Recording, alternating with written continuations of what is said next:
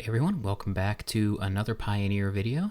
Today we're taking a look at the Esper control list that I played in the last DGen Open, which was on Sunday. It's been a few days since I played that tournament. I basically finished it up and had to get straight on the road for work. And I've got a day to record this deck tech and edit this video and put it up for you guys before I go off to Command Fest Orlando. And it's probably a good thing that I took a few days off between recording this deck tech and recording the tournament itself. Because when I finished the tournament, I was actually kind of annoyed that I didn't make the top 8. I felt like I drew pretty badly. I got some bad matchups, and I was honestly a little bit tilted, and I wasn't sure I wanted to publish this at all. But time heals all wounds, and I spent a few days thinking about how the tournament went. It's been on my mind ever since, and I think there were probably some mistakes around deck construction, only a couple like actual gameplay mistakes on the day. I think overall I played pretty well. I think, well, I'll get into the deck itself and the decisions that I think I would make differently this time around. But overall, I think this is still worth showing you guys. It was a 6-round tournament, and 2 of the matches were against Mono Green Devotion, which, as I told you in my Mono White video, I think is not a great matchup. And I still think it's bad for this particular configuration of Esper. So one of those videos I didn't even, I lost the recording of, but both of the matches were more or less the same. You're not missing too much. If you want to watch the coverage version of how that match went from my opponent's side, you can go check out MTG Nerd Girl's video. She was doing coverage for the event. But yeah, overall, I still think I like Esper as a whole. I don't know that I like this deck too much, like this build of the deck too much. This is the deck that won a local RCQ in Snohomish at Geek Fortress. I've forgotten the name of the person who built the deck, but it's the Orion Esper control deck, and it basically takes what's good about blue-white control and says, what if we added Thoughtseize, Fatal Push, and Vanishing Verse to that build? And I thought that this might be good enough to shore up the mono-green matchup, because the best board state you can get into against mono green in particular is when you know that the opponent has just mana dorks and stuff in hand. You can consolidate, you get a planeswalker going, and you have counter magic for everything that they try to do from that point on. And Thoughtseize, I think, is kind of a necessary evil in that case, in that matchup, because they're so quick with 8 mana dorks at getting their planeswalkers on the board that if you're on the draw, even anything other than a hand with Dovin's Veto in it, if they slam Karn, it can be game over. You just don't get to play Magic at that point. They get so much mana. They have Godpharaoh statue. They lock you out of the game. So that was what I was hoping would go well with this deck, and I still think it's possible. But I think it's curious, given that that's the plan, that we only run 3 copies of Thoughtseize instead of 4. I think it's still a mistake not to be running targeted Planeswalker removal. We only have the 1 copy of Void Rend. I had hoped that cycling in Shark Typhoons, Dream Trawlers, Hullbreaker Horrors, Flashing and Wandering Emperors would enable us to put pressure on Planeswalkers, but that turned out not to be the case. So I still think that this particular configuration does not do great against mono green, but it does do pretty well, I think, in my experience, against almost everything else. We have access to Vanishing Verse, which is one of the best removal spells, I think, in the format right now. If mono green is going to be popular, Vanishing Verse as a 2-mana instant speed answer to almost everything they play except Karn and artifacts is going to be quite good. You have Dovin's Veto, which is a trump in all the control mirrors, and Fatal Push, of course, is some of the most efficient removal in the format as well. Where this deck differs from normal blue-white control is in the mana base, and this mana base hurts. You still have your colors pretty consistently, I'm happy to report, but you pay for it. The mana is untapped, but it hurts. I was often in the position where I had to shock in 2, 3, 4 lands in a game to maintain tempo, and in a format that is starting to see more aggressive decks take hold, like Boros, that could be a problem. Running Thoughtseizes and Pain lands or Shock lands in the main more than you have to is a recipe for disaster. So I'm not sure. I think, like any control deck, you have to be sure about what the meta is, or you have to take a good guess at what the meta is going to be in order to decide blue-white control versus Esper versus something else altogether. But overall, I'm pretty happy with Esper as a whole. I think if I had it to do over again, I would probably include the extra copy of Thoughtseize. I would probably include the extra copy of Fatal Push. And I would probably Oath of Kaya kind of like underperformed for me as well. It's one ofs in a Yorion deck are not like the best. I think I wanted another copy of Voidrend, even though as a general rule I don't like this card too much. I think in Pioneer the flexibility might be worth it. And overall, I think the sideboard is pretty much where you want to be, actually. So I think my main issues with the deck are with the deck are the main deck is the main deck configuration, and I'll probably return to this for the RCQs that I play later this month. So with that in mind, let's hop into the matches and see how the deck did. Okay, on the play, round one. We have some removal. We're up against Mono Blue Spirits. Fatal Push great in the matchup. March great in the matchup. I think we can keep this. We need to draw a little well, but I'm not throwing this back.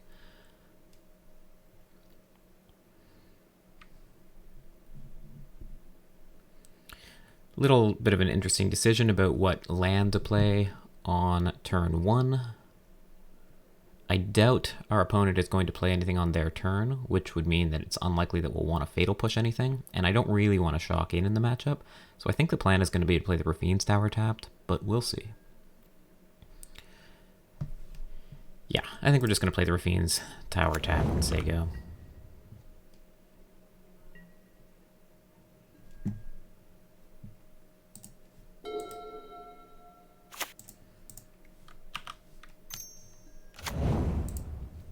Okay, so they do play the Ascendant Spirit on one. The question now is, do we want to Fatal Push the Spirit or do we want to March it? March is a 2-mana play. They might tap out for another 2-mana creature next turn, like a Supreme Phantom or something.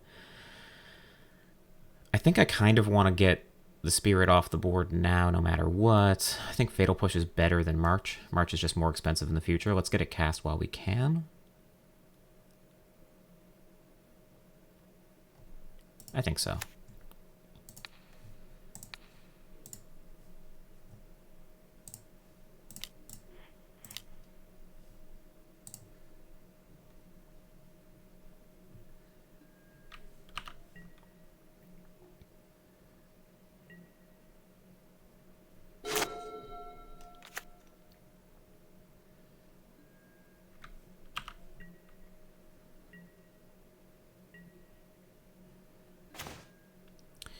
More land off the top. Not really what we wanted to see. There's some chance that they have like a quench kind of effect where we need to pay 2, or Spell Pierce or something like that. So I kind of want to get an untapped land out of the way.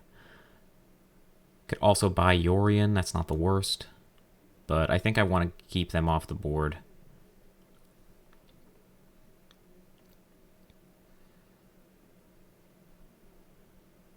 Sure.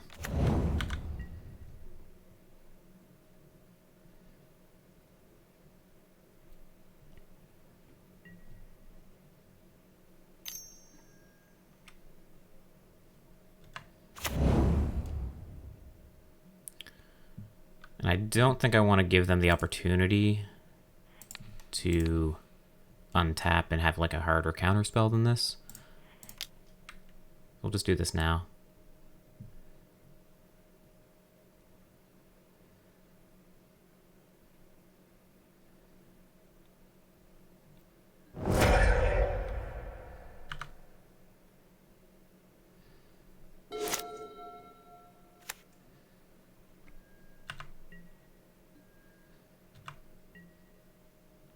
It does suck that we've just mono-top decked lands the whole game, though.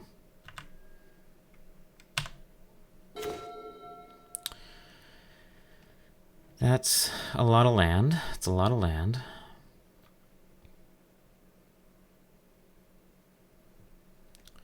We probably have to buy Yorion and just try to play it next turn as a blocker. The only question now is, do we bluff another Fatal Push? I kind of doubt it changes their play. So I think we're just going to play this Watery Grave tapped. Buy Yorion. And say go.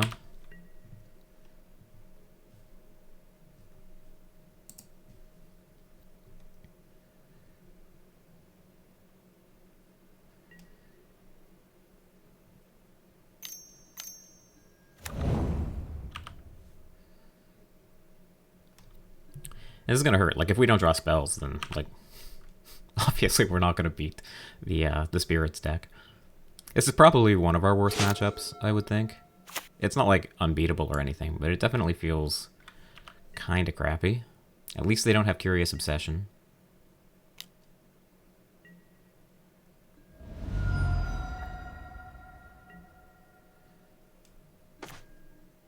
Wow. Do I just jam Yorion into, like, a certain counterspell? They haven't cast a single counter all game.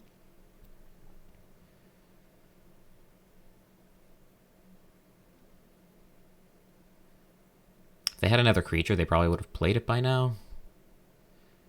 So, like, these last two cards are probably just counter. The question is what kind. If they're Spell Pierce, then Yorion plays around it. Could be Lofty Denial. Lofty Denial we're not going to be able to play around for some time, so I think here we actually do just jam Yorion.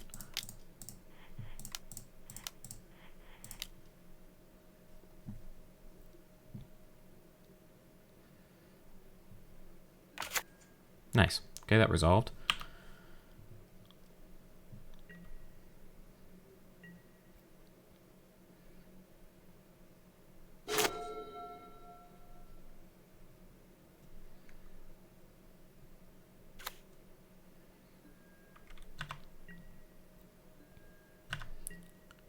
Okay. Opponent just plays land. It looks like their draw hasn't been great either. We find Omen of the Sea. Do we just jam that main phase? I feel like they probably, at this point, have Spell Pierce or Lofty Denial.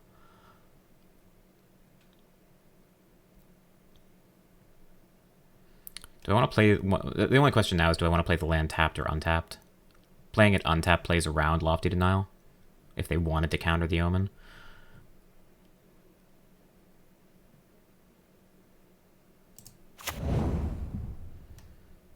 Let me just make sure I'm reading that card right. Yeah. I think I will shock in. Am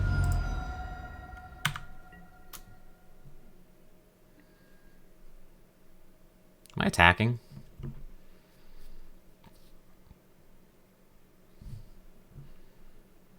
That's an interesting question, right? Like, we're winning the race if we attack. But...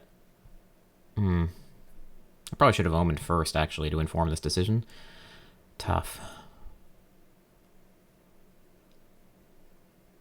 I think I'm going to say go. Now that we found Omen, we can hopefully outcard advantage the opponent. And if they do have a flash creature here, I do want to be able to block. Okay. I'll do this now.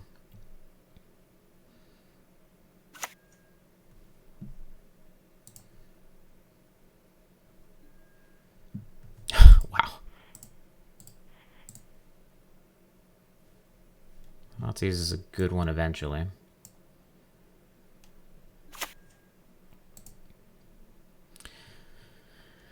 Hopefully they don't have a way to force this through the Orion, but they don't have a whole lot in the way of relevant removal.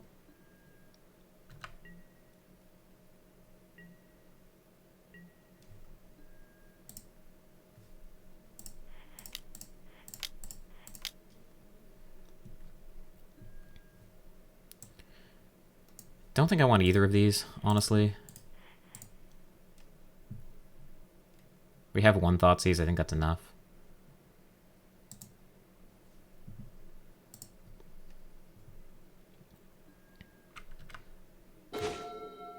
That's a pretty good one. So we can Oath.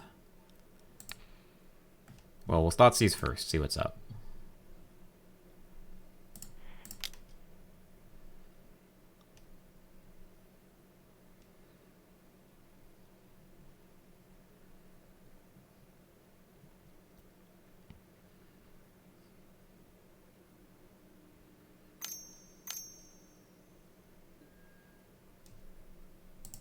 Okay, Supreme Phantom comes down.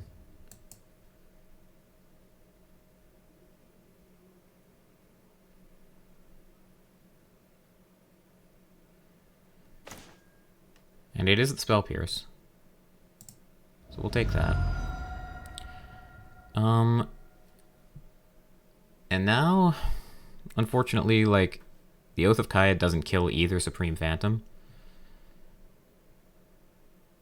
But it never will. So I think I'm kind of down to just Oath of Kaya, the Rattle Chains, and say go.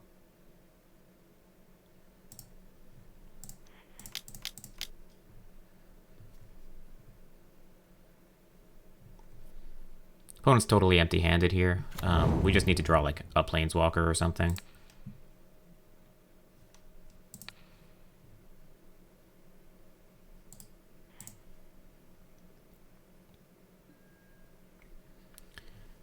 And we'll play yet another land. And say go.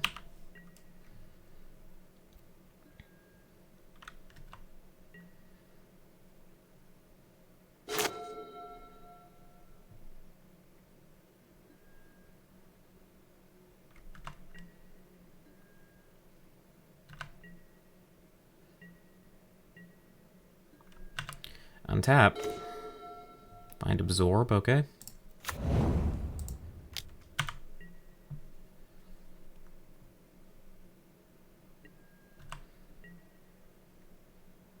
Eventually we'll draw like a Planeswalker or something. That needs to be countered, unfortunately. That's going to let them draw a ton of cards.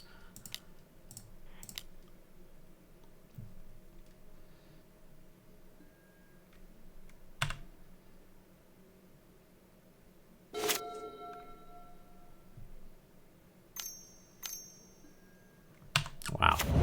Okay. So now they can attack if they want.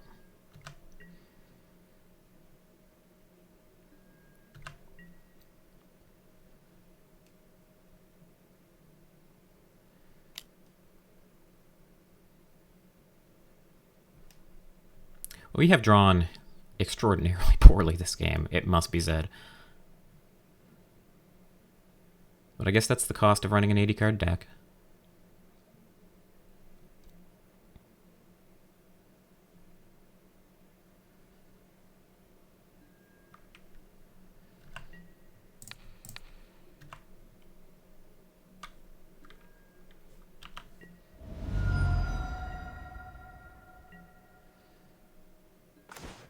My god. More land.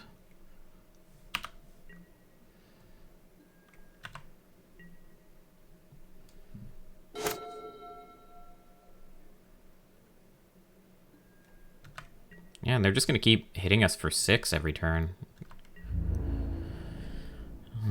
This sucks.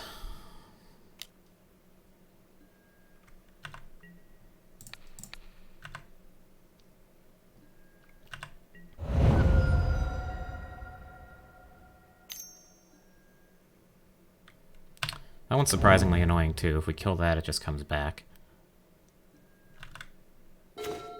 Oh my god. Alright.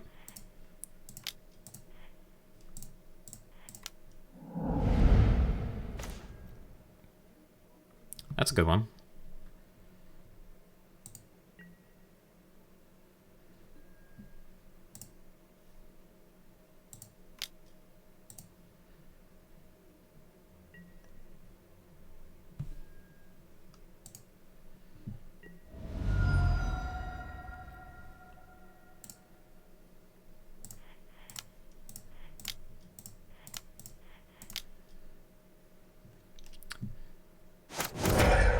So we get the reset we needed.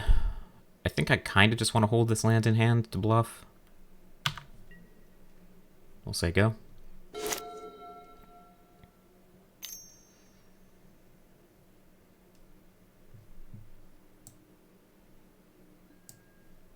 Ah. Okay.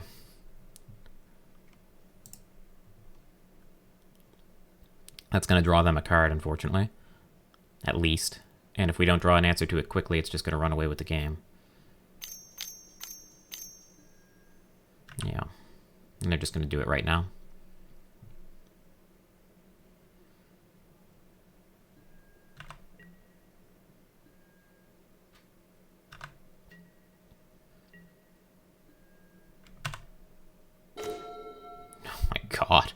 This is unbelievable.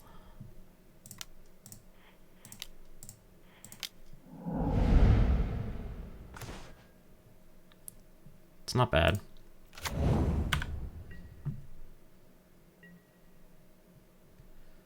I have to hope they attack. And that they don't have a counter.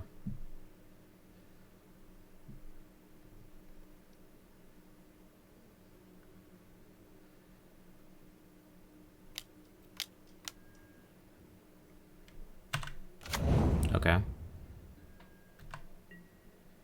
That's not a curious obsession.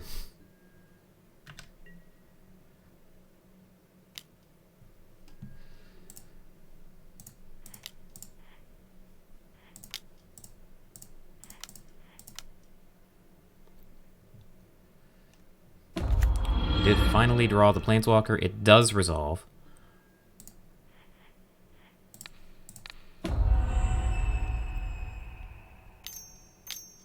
Hexproof. Round chance, yeah. Good draw, good draw.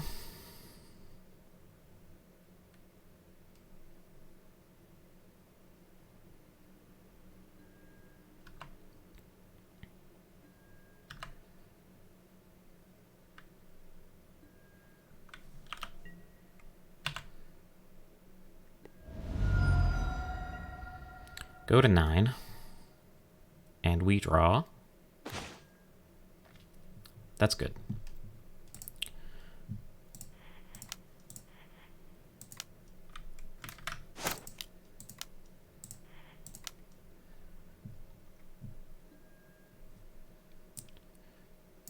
Yeah, I like these.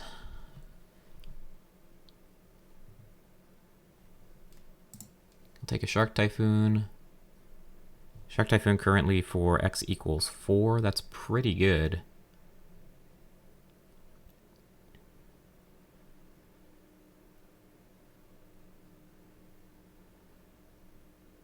Probably just Vanishing Verse.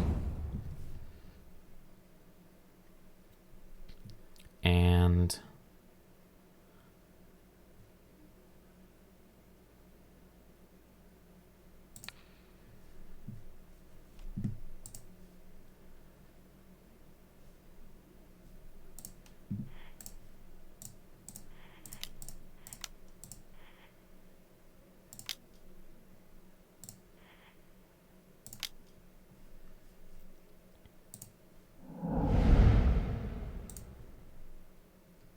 I want to get the Shark in play now so I can plus on the Emperor with it, get my card, inform my decisions a little better. Another Memory Deluge.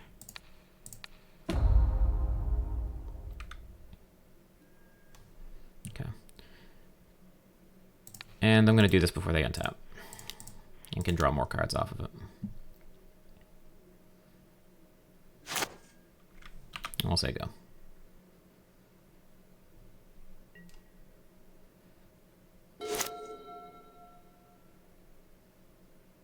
Nice. Cool. I think we drew abysmally badly this game, and I think we were very, very lucky to get there in the end. So definitely want the disputes, want the Supreme Verdict. Lobster is a possibility. What's bad?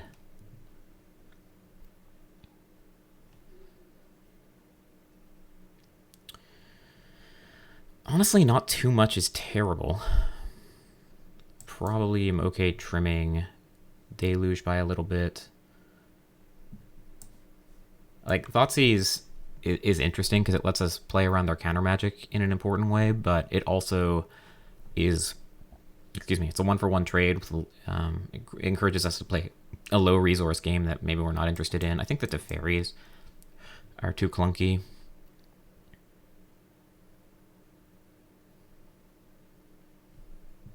Veto itself also doesn't seem super inspiring. It just doesn't hit very much. Do I want just the Dream Trawler instead of the Teferi? I might, honestly.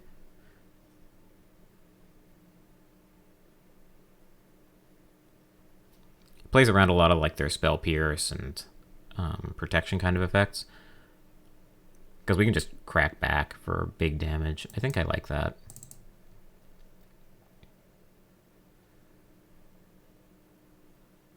Yeah, I think this is okay.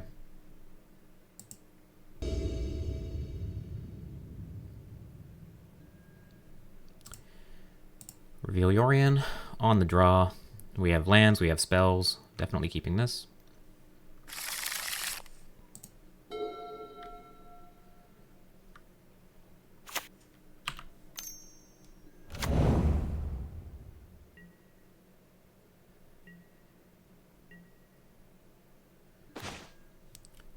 We draw Dovin's Veto. I think the play here... I want to get a black source in play in case we draw Fatal Push next turn. So it'll be Watery Grave, and then we'll have to play Hall of Storm Giants, in which case we won't be able to hold up Veto. But I think that's kind of okay, because I don't think there's anything they would play that we would want to veto other than Curious Obsession. But if they have that, they're going to play it next turn and get under the veto anyway. So I think we're just going to play the Watery Grave tapped and say go.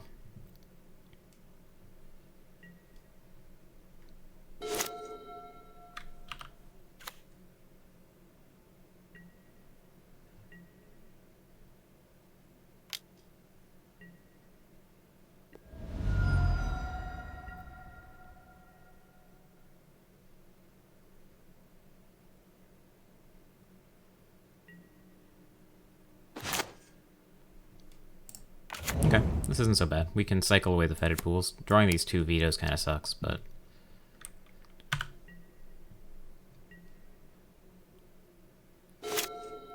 No action on our turn means probably a counterspell. We're going to need to play the Hallowed Fountain next turn if we're going to want a Supreme Verdict on time.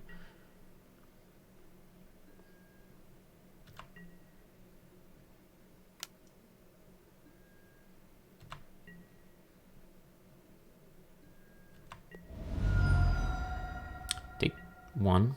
Yep. Another Lantern Bearer, sure. We'll cycle. Thoughtseize is a good one. Absorb also a good one.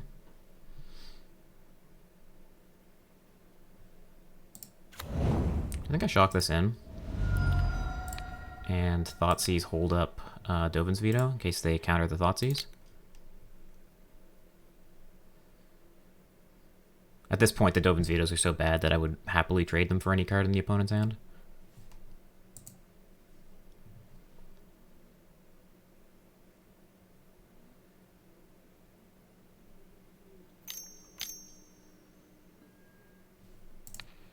Off-day denial, yep.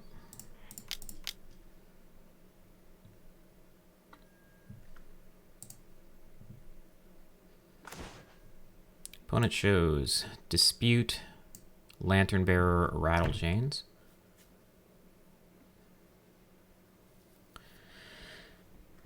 So we're unconcerned about the Dispute. It probably just has to be the Rattle Chains here. Yeah. We'll say go.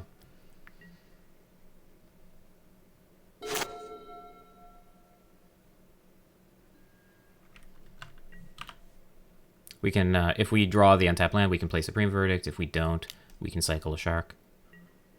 Hold up Absorb.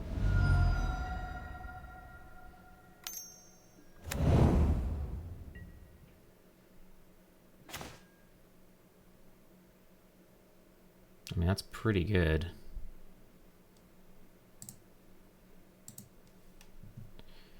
So, we know they have a Dispute and a random card in their hand.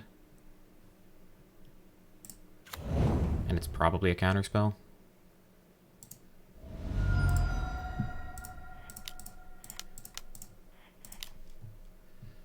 But Supreme Verdict doesn't care about your counterspell.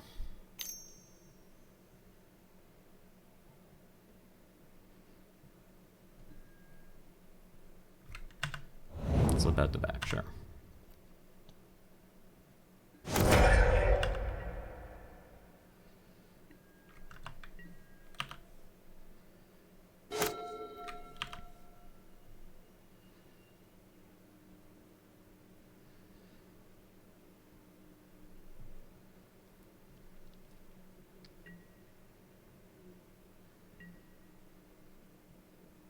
We're pretty lucky the opponent hasn't found Curious Obsession yet.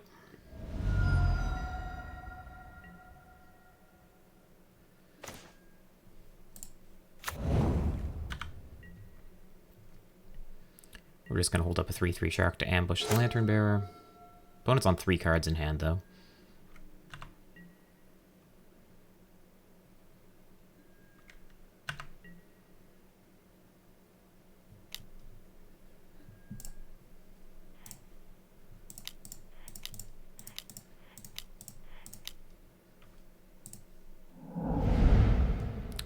Hopefully we draw something good. 3 cards in hand, one of them's Mystical Dispute.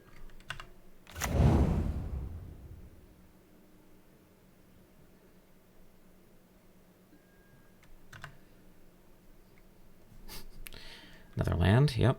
That sounds about right.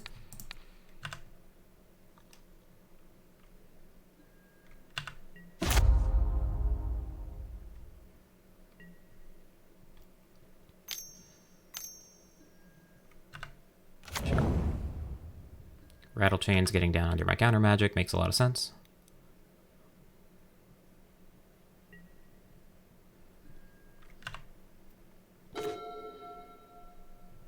Shambling Vent's not bad.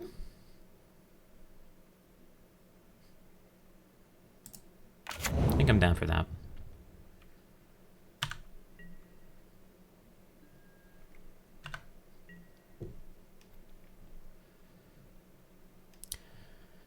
And we're just going to hope that this shark gives them significant issues blocking.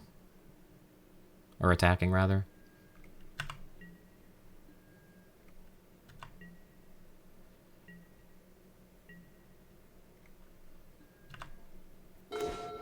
More land.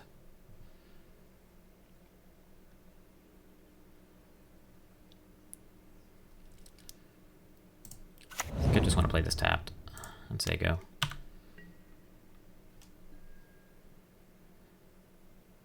We have enough, we know, to pay for Dispute to get our Absorb to resolve. This allows it to attack through our shark, so I think that's more than worth countering here.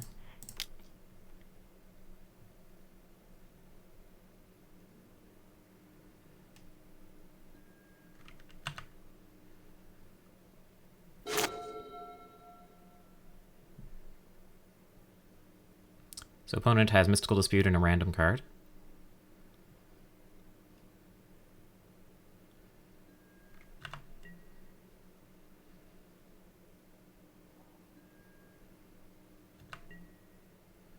Now the question is, do we start attacking with our Hall?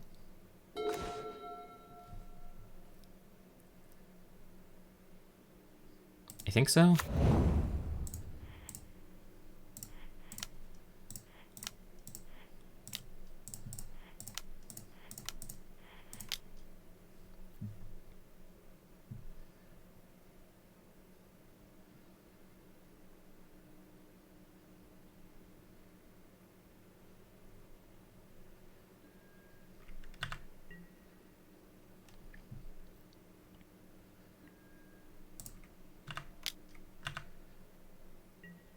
I probably should have left blue untapped to represent Mystical Dispute.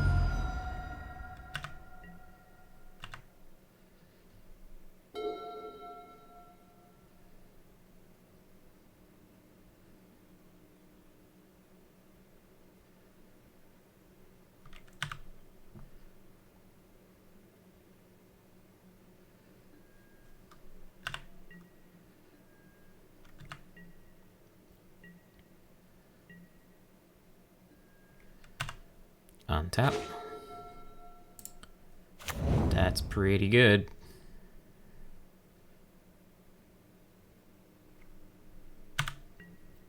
We'll just flash that in on their end step.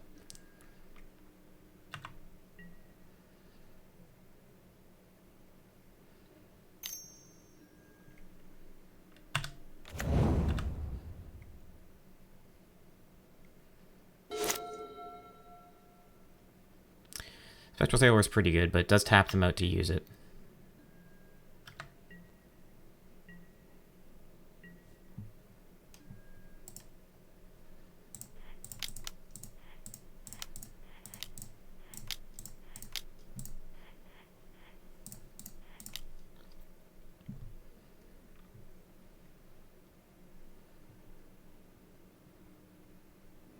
Nice. Cool. 2-0. Fought our way through some pretty rough draws, it must be said, but I'm happy with how we played. I think we did a very good job this game. Cool. Want to know on to the next.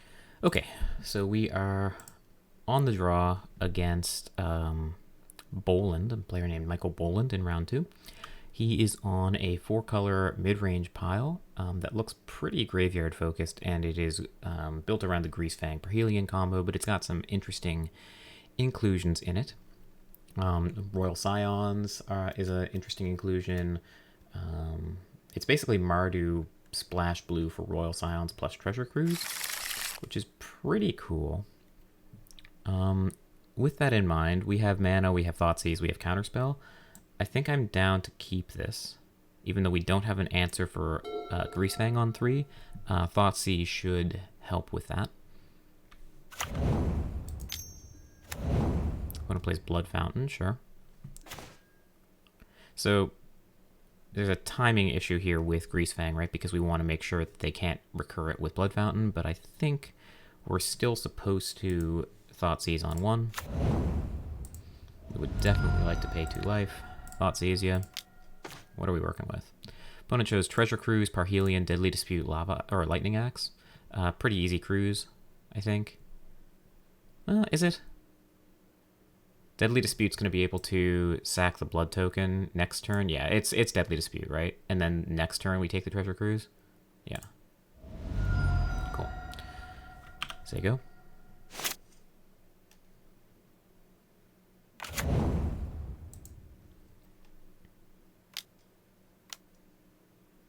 Cracks the blood, it looks like. Yep.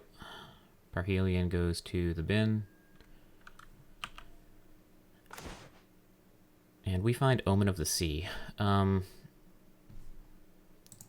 on 4 cards in hand. They have a Treasure Cruise that... 1, 2, 3, 4, 5... Oh, 3, 4... I don't think they can Treasure Cruise next turn, which makes me more interested in Omening this turn, I think. Because I really want to hit my land drops, and I can Thoughtseize on a future turn. I can also absorb Treasure Cruise in a pinch. But I think it's very important for me to get Omen resolved here. Yeah.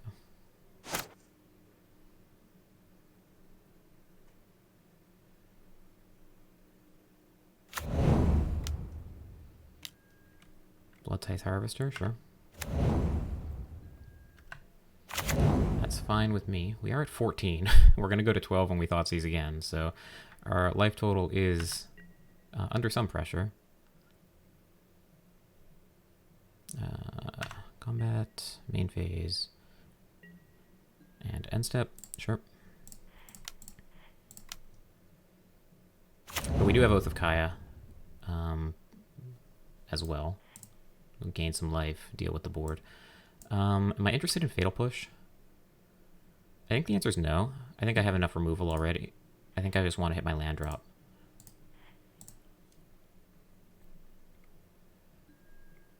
We'll untap here.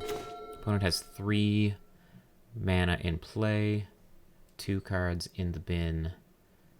I don't think that they can... I still, again, don't think they can Treasure Cruise yet.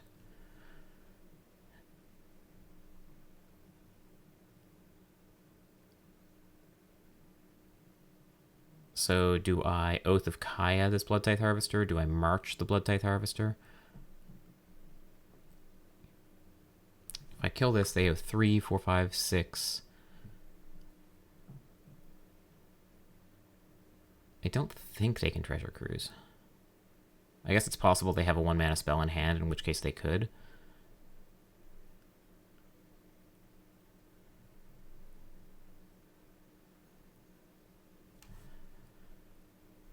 Yeah, I think this just means we Thoughtseize them.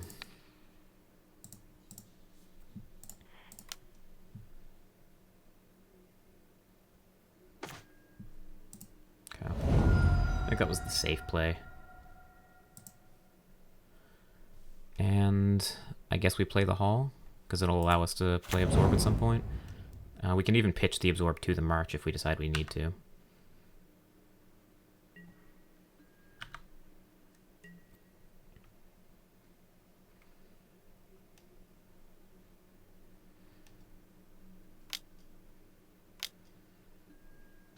Cracks the blood. You got it.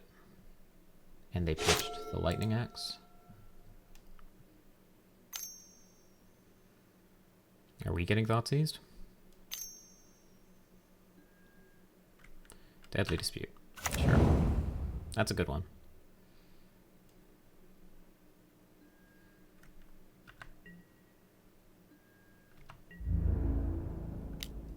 That's a good reason to take Treasure Cruise even though they don't have any blue mana showing. Next turn is probably just Oath the Blood Tithe Harvester. Probably. Is it? I mean, we probably want to hold up Absorb in case they find Greasefang, because if they do, that's the ball game. But I don't want to exile a card. Yeah, alright. I'll take 3. That's fine.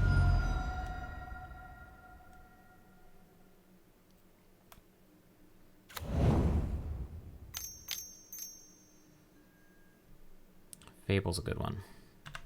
So maybe we just march the Fable token. We also march the Fable, I suppose, but I think I like killing the token here.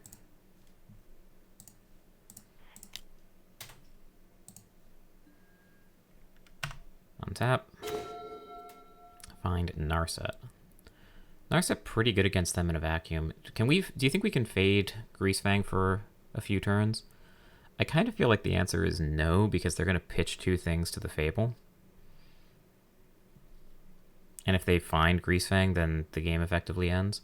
So we probably just have to play Godless Shrine tapped and say go, counter whatever they play. That's no fun.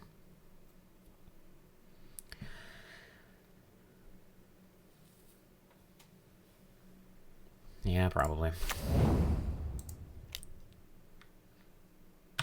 It's the responsible thing to do. Besides, it's probably more important to Oath the eventual flip Kiki Jiki than it is to Oath the Blood Tithe Harvester.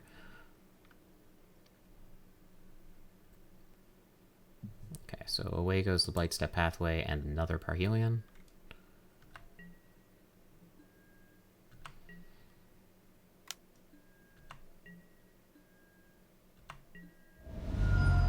I think I'm kind of down if they don't play anything here to just crack the Omen and try to find my land drop.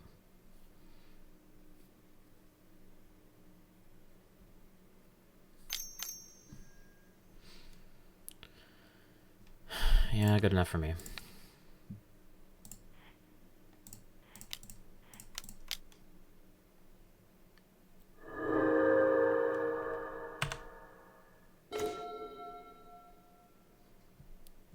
Do you think they would have gone for Greasefang there? Probably not, honestly, if they had it.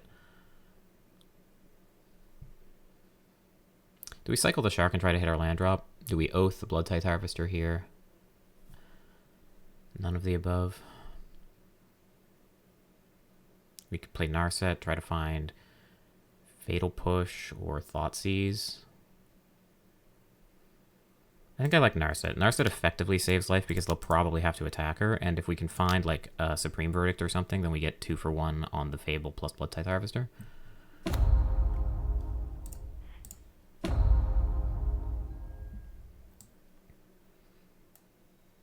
So we find a Farewell that we're well off of casting, but if we ever exile the graveyard, we probably just win the game on the spot. So I think I'm down for that. And we'll say go.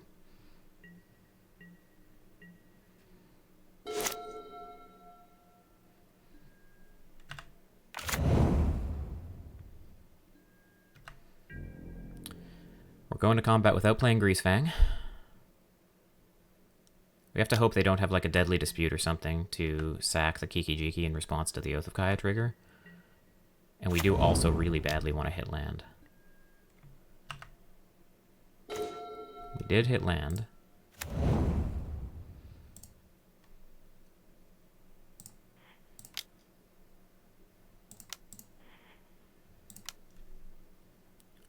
Maybe it's possible I was supposed to play Teferi instead. I kind of don't think so. I just want to get to Farewell and then play Teferi.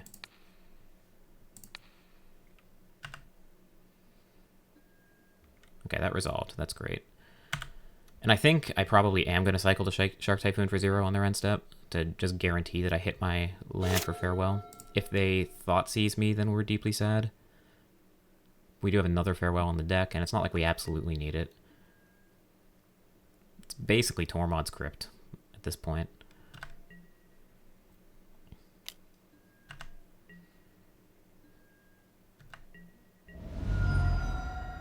Yeah, I'm down to just cycle this for 0.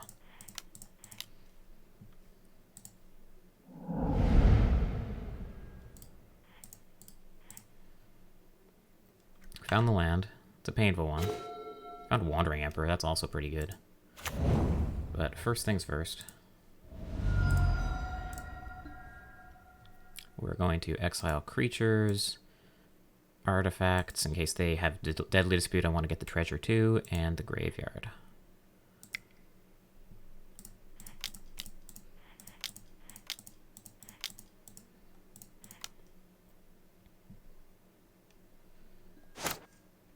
Okay, here we go.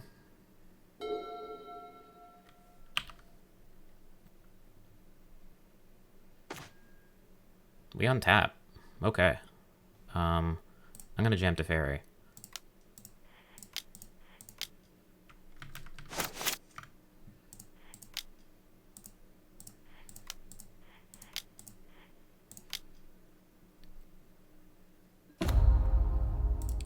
And I'm gonna plus.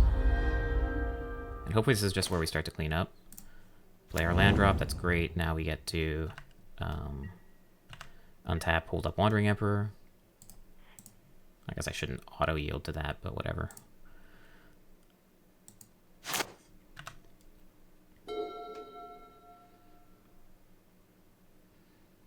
It's kind of nice if they ever end up attacking the Planeswalker. We also get triggers off the Oath of Kaya.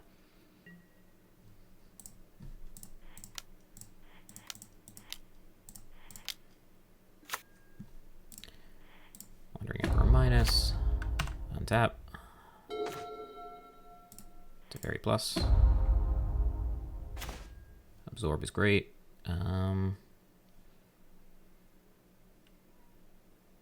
Let's go to combat. Swing.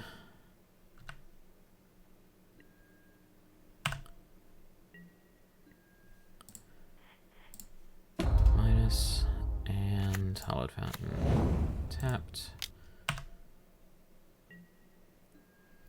And we'll untap one land.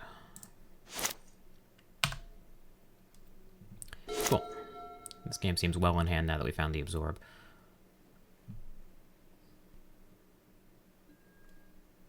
Collective Brutality. Reveal your hand and kill my thing? Well, you're just going to take the Absorb anyway, so...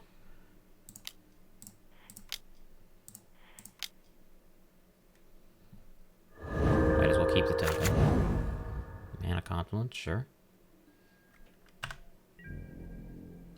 I should probably put Yorion in hand. Kind of forgot it was there. Alright, it's very plus. Wandering Emperor plus. Am I attacking with the Hall? Doesn't really make a difference yet, so no.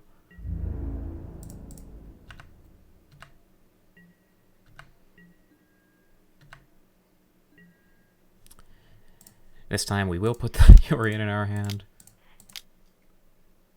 Play the Watery Grave. Tapped. Untap my land, sure. Here we go. And we can cycle the Shark for X equals 5 on their end step. Yeah, Treasure Cruise is a good one.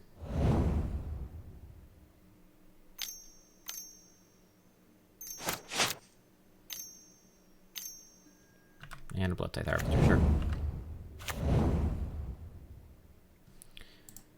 Alright, let's just cycle this for a bunch.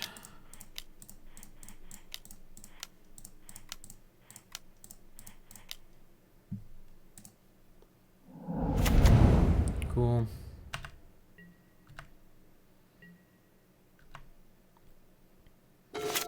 Untap. If we Teferi minus an attack, do we win? 5, 8, 10. Yeah, we do.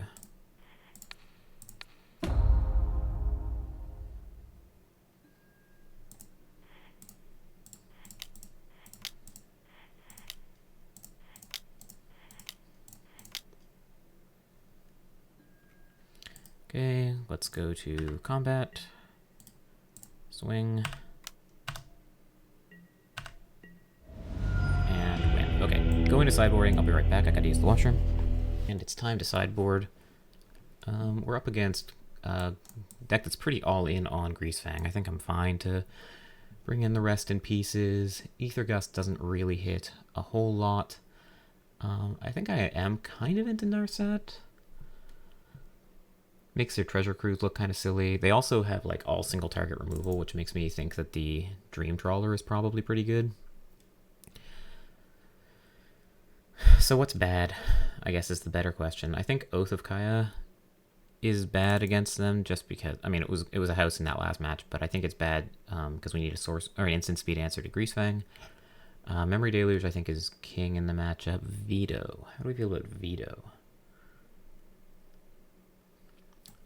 I think we like Veto. I don't think we 3 copies in the main deck like Veto. Narset's Reversal. Narset's Reversaling a Treasure Cruise would actually be pretty sick. Or a Deadly Dispute. What else do they have? Maybe they have like a Thought Distortion or something in the sideboard. 4 copies of Thoughtseize. Yeah, our hand is going to fall apart, so we think we just want a ton of card advantage rather than 1-for-1 stuff, which makes me think I don't want the vetoes at all. And we'll just try to outvalue them. Oh no, did I run out of time? Oh, I don't know what happens if I run out of time sideboarding. I think I just do my main deck configuration. Shit. Alright. Yeah, I pulled out all the vetoes. I pulled out all the vetoes and forgot and didn't hit submit. And of course I have 2 of them in my opening hand. Yeah, we'll keep. I don't want to mulligan this, especially against the Thoughtseize deck, but oh god, I'm gonna lose and that's gonna be totally my fault. Okay.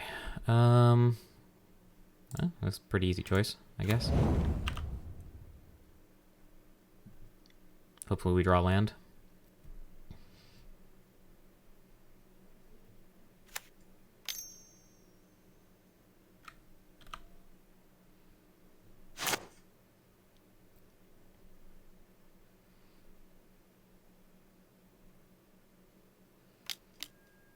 Collective Brutality. Okay. Our hand is going to get torn to shreds. I imagine you probably take Thoughtseize, depending on what's in your hand. It's funny, like I boarded out all of these cards thinking they were bad, and all of them ended up in my opening hand. Ugh. Yeah, they took Thoughtseize, sure. Makes sense. We find Ravine's Tower, which is not the worst.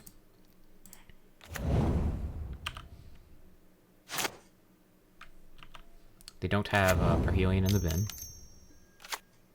They do have a Greasefang, but that Greasefang can get oathed here. And it certainly will. This does lead me to believe that they have another Greasefang, but I don't think there's a choice. If they have a way to put Parhelion in the bin and we don't do this, then it's over.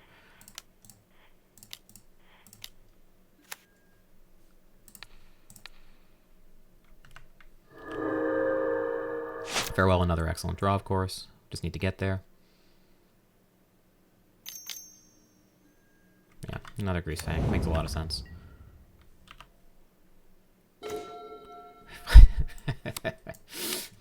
Uh-huh. We find the 3rd veto. Do we cycle this for 0 or 1? If we cycle it for 0 and we find Fatal Push, it kills Greasefang because the 0/0 Shark leaves play. I think we cycle it for 1, though.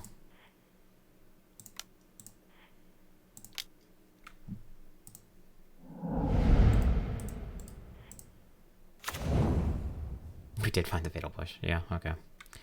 Well, this game has been unfortunate. Round timer started.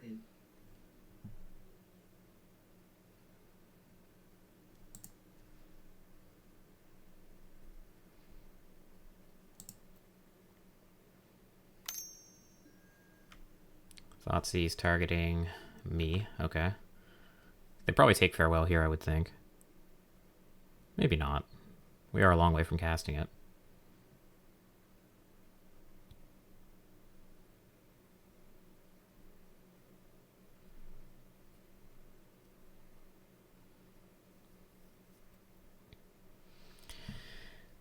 sometimes this deck will Thoughtseize itself as a way to put Parhelion in the bin. So either this means they don't have it, or they have another way to put it there.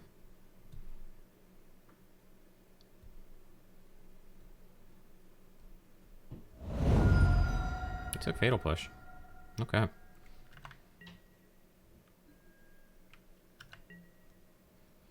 Given that they took Fatal Push, I think we are just blocking here. Try to keep the life total high. If the eventual plan is to wipe this board, then we might as well.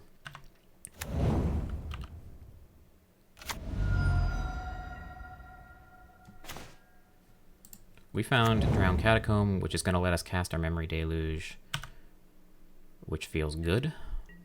We're going to take 5, but we can hopefully find exactly the answer we need. Any removal spell for Greasefang and their pressure is gone, and we'll probably find land off of Memory Deluge to get us closer to Farewell if they can't remove that from our hand somehow. Never mind. So they Thoughtseize us. Does that mean we cast Memory Deluge in response, or does that mean we veto?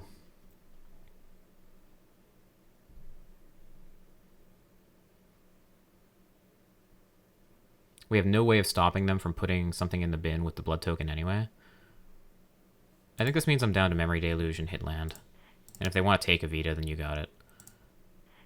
Although, do I need the Farewell in order to win the game? Probably not, honestly. And there's always a chance that we'll find another as well. Yeah, indeed. So I'll take the second Farewell to make sure it resolves, and probably take Rafine's Tower. And eat your heart out, opponent.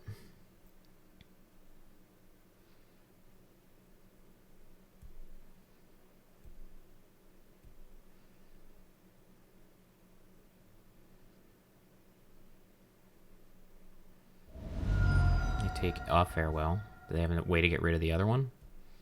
If they do, our hand starts to look pretty bad.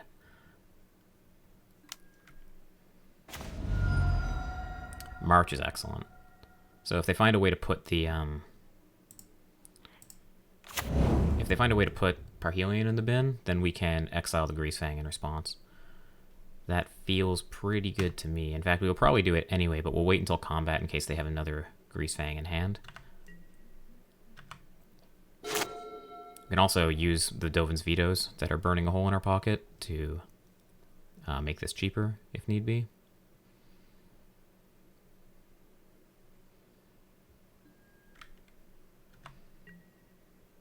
Okay, we're in combat. I think I'm down to just do this. And I don't think I want to... Do they have any counter magic? Doesn't look like it. So then I won't exile anything from my hand. Nothing. There's no like Spell Pierce effect or anything I'm worried about paying for.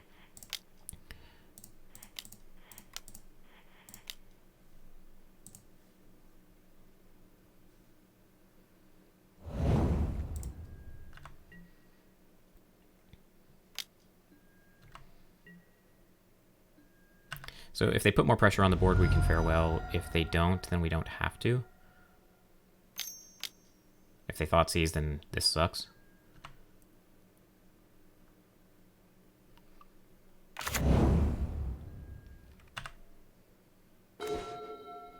Find Hollow Storm Giants, so we can't Farewell anyway.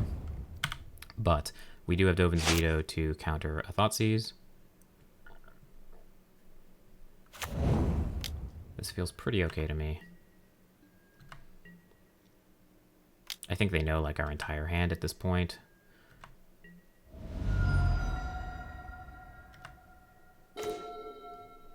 Find Rafine's Tower. I'm just gonna play it, I think. But I don't think I'm into casting Farewell quite yet. We are soft to them putting a card into their graveyard and casting Greasefang in the same turn, but Farewell doesn't help because they don't have a Parhelion in the bin anyway. So we'll say go.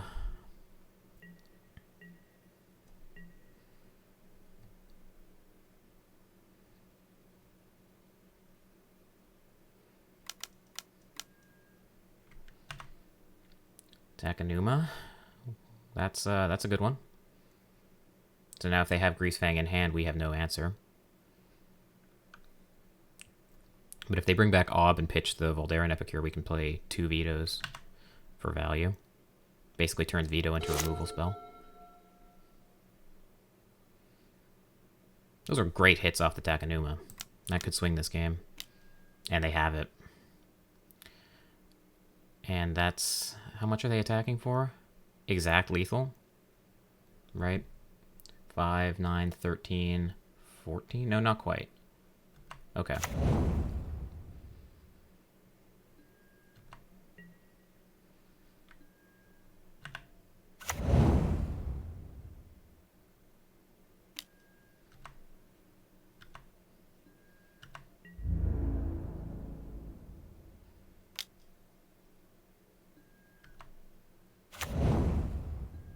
Yeah, we'll go to 1.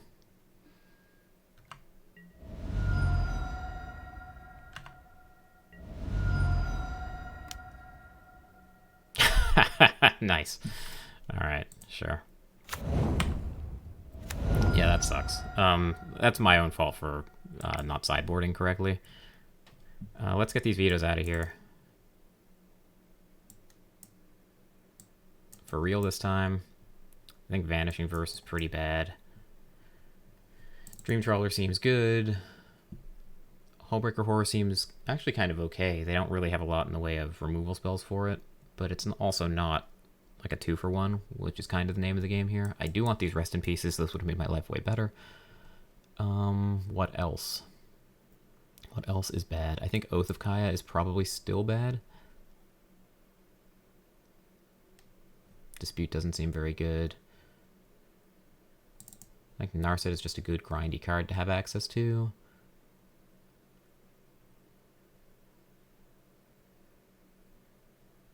What else? Yeah, the more I look at the Hullbreaker Horror, the more I think I don't want it. Like, I just want top decks that I'm able to just cast for value right away, and in a low-resource game like the opponent's trying to play, we won't have spells to cast with the Hullbreaker Horror and play anyway. So I think I kind of don't want that, but I am into the Dream Trawler. And we need to bring in 2 more cards, probably... Vanishing Verse doesn't hit Greasefang, which is the main issue, but it does hit Fable of the Mirror Breaker. Maybe I want Vanishing Verse Oath. Yeah, okay, we'll try this.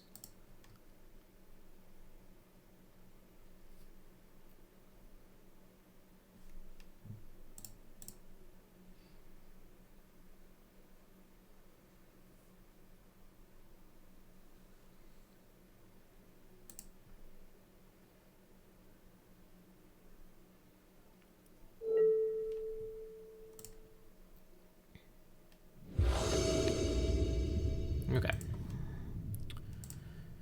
On the play for game 3, we have Land, Omen, Farewell.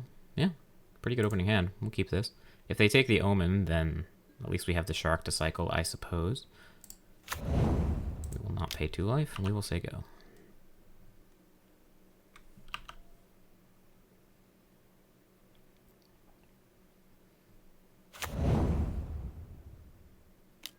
Yep.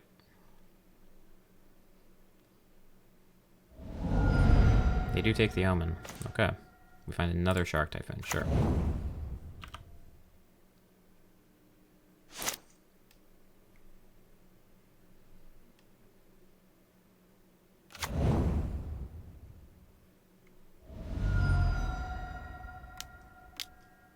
Blood-Tithe Harvester, sure. We'll cycle this in response.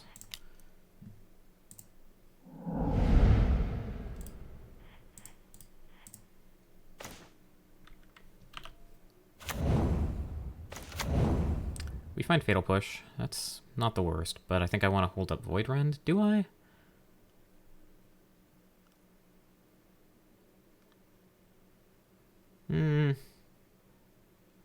Truth be told, I think I want to cycle the Shark for 1 on their end step. Make sure I just keep hitting my land drops. Yeah.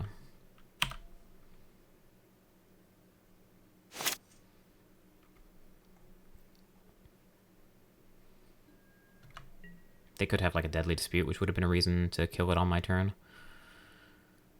Or an Ob, actually, come to think of it. Ob probably makes me want to play Fatal Push here. And I get massively punished if they have Deadly Dispute.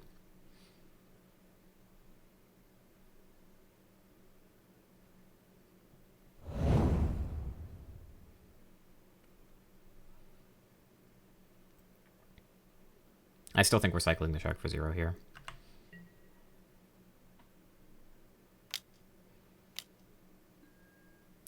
Opponent cracks the blood and puts Parhelion in the bin. We do have Void Rend to deal with Greasefang if they have it, though.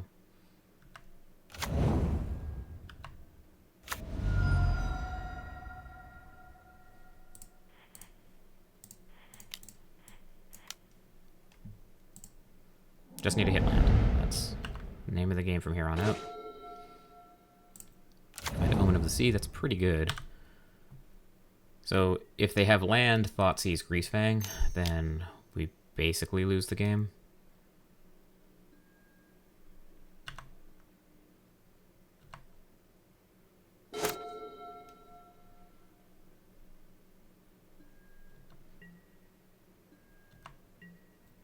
Looks like they don't. Or they're respecting Absorb or something.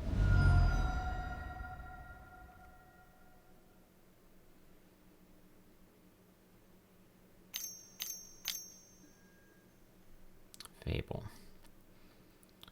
Okay, let's see what we got. Nope, actually we want to hold up black in case I find Fatal Push.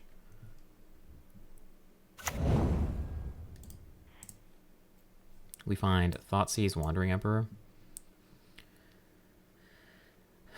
I don't think Thoughtseize is any good here. The question is, do I want Wandering Emperor?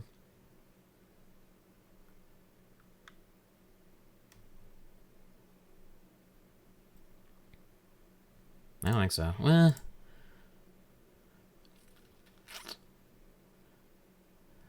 this feels like the point. This feels like something that could decide the match. I think I just want to put it on the bottom and get my lands and exile everything. We have double Farewell. It's going to be tough for them to deal with that. Round timer started.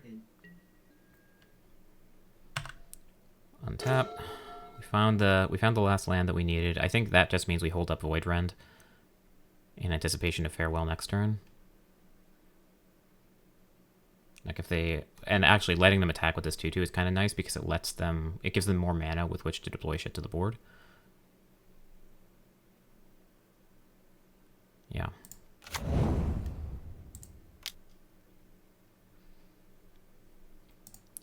So do we put Yorion in hand or do we hold up Void Rend? I think we just hold up Void Rend. Yeah.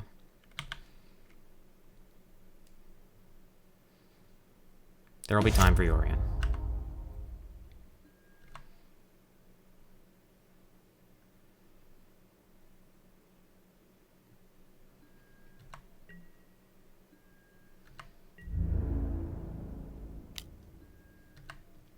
Pretty sure they know we have Farewell from their early Thoughtseize, so they can play around it, but they don't know about the second one. So hopefully we play Farewell, they then dump their hand, and we get to Farewell them again.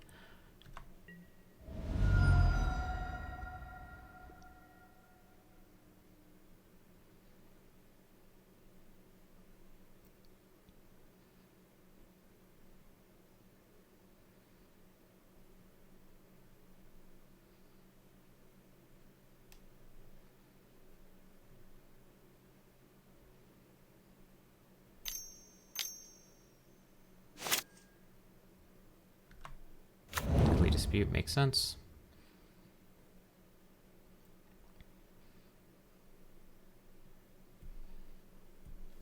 If they don't maintain enough board pressure, then we can just take a turn to put Yorion in hand and hold up Void Rend.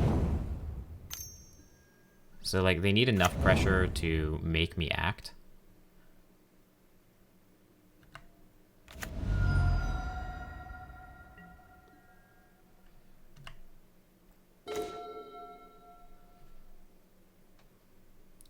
But I think I just want to get everything off the board. If we exile the Fable as it is now, then we lose the Omen of the Sea. which is not great. That's true. But I am very threatened at this point. I'm just going to cast Farewell. And we'll exile artifacts, creatures, graveyards, and enchantments. Yeah.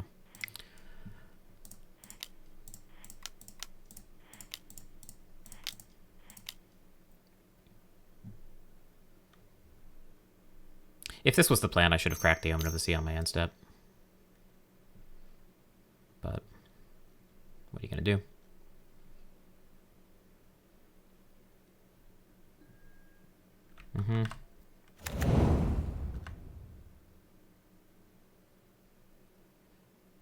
So opponent still has 5 cards in hand, so we're not out of the woods yet.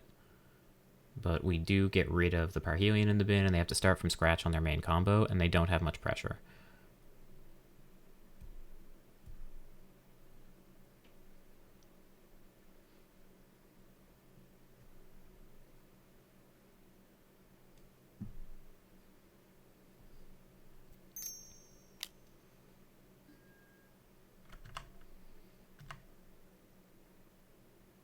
And they've gotten to sculpt their hand a lot with this blood. Float a red. Yeah, you got it.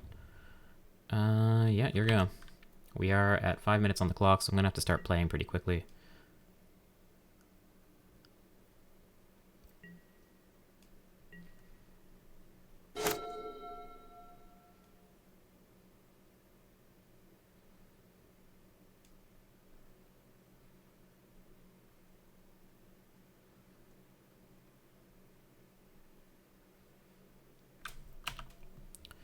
Let's see what they got.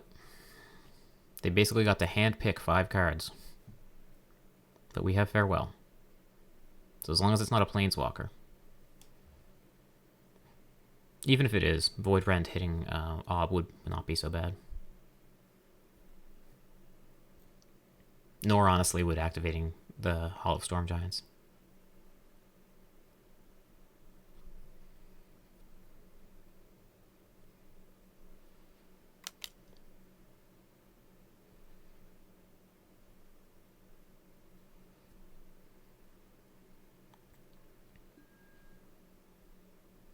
That sucks. So, Duress, drain us for 2. I assume you take Farewell? Probably.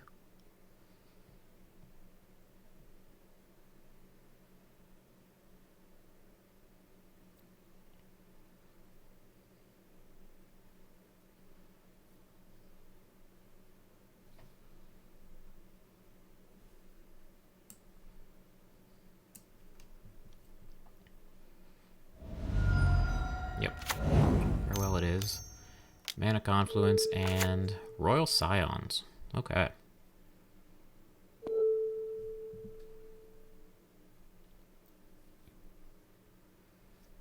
And they have Parhelion. Ugh. So if we kill Royal Scions here, then Parhelion, then Greasefang coming down kills us. That's just not acceptable. I think we just need to let that happen and put Yori into hand. Which mana do we have? 4, 5, 6, 7.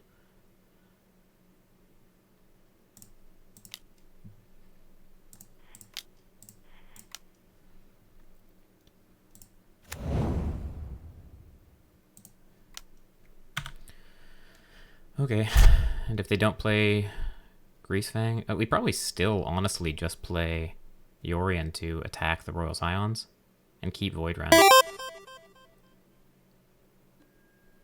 don't know what that was.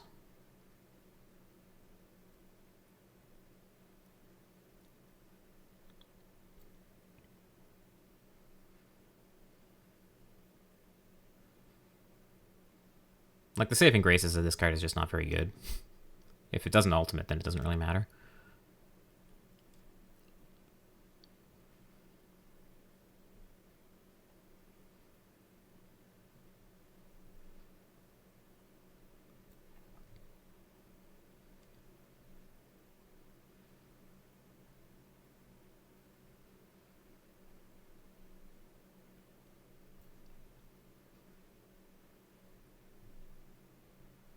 They pitch Obnixilis. That's not good. And Duress. Alright, well. I have a feeling we are about to get Greasefanged.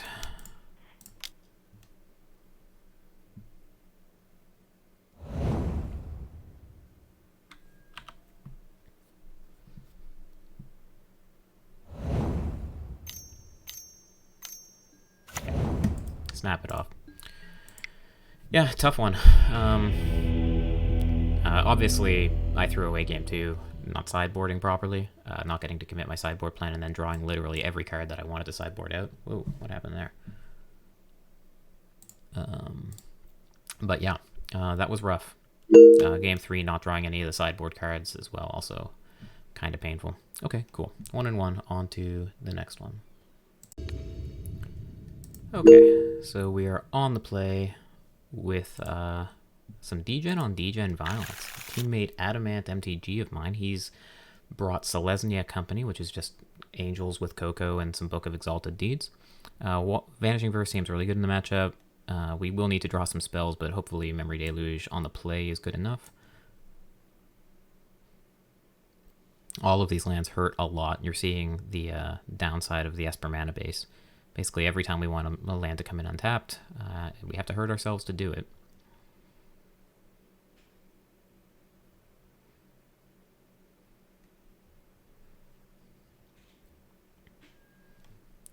Okay, probably lead with Godless Shrine. And say go. If we draw like literal the one copy of Plains in the deck, then that lets us Vanishing Verse without hurting ourselves, so it's a small thing.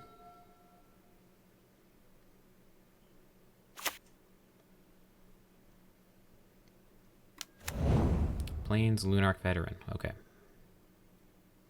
Fine with me. We find Fetid Pools. Fetid Pools I can buy. We can shock in. If they give us a target that we want a Vanishing Verse, we can. Otherwise, we can cycle. So I like that. Let's shock in Hollow Fountain. And say go.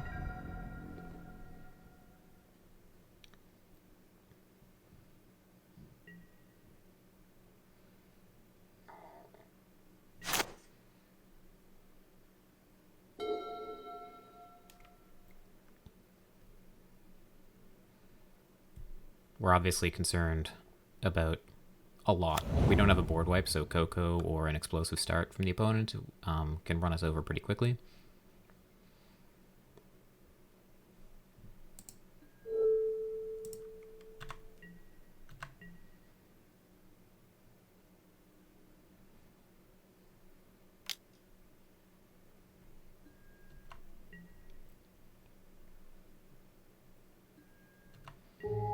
More than happy to just take one in this spot.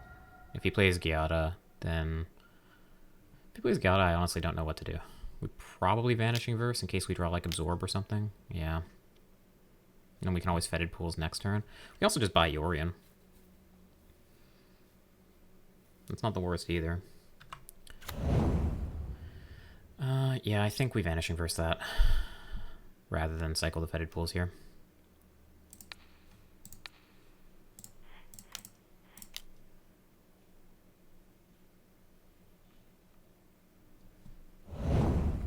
Also, just tap land, cycle Fetid Pools on their turns, also not the worst.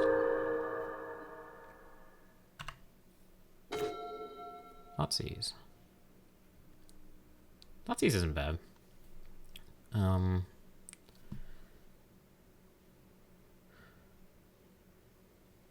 Thoughtseize tap land? Is that too passive? We could also just buy Yorion and say, let me have it. Could also Thoughtseize shock and cycle Fetid Pools. That's incredibly aggressive. I think we Thoughtseize first and then see what we do from there.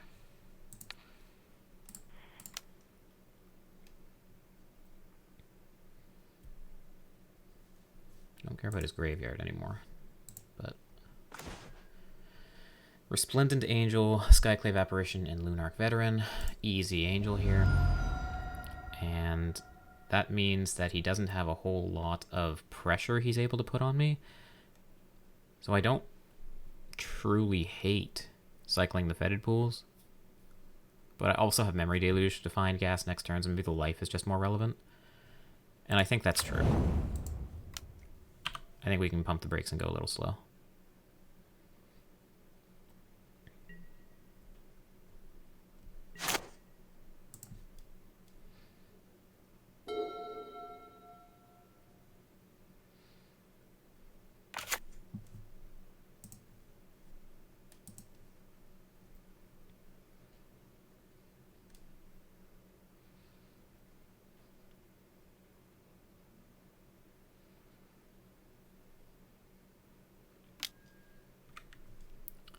When our veteran comes down, sure.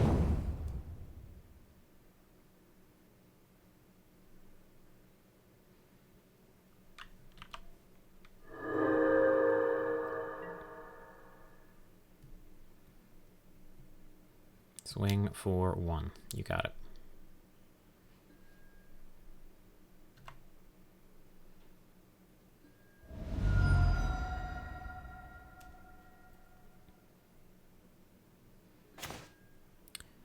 Fatal Push is a good one. I think I like shocking in and just casting Deluge here, holding up Fatal Push, and if I have to Fatal Push, I can also cycle Fetid Pools. I can actually just play a tap land and do the same thing.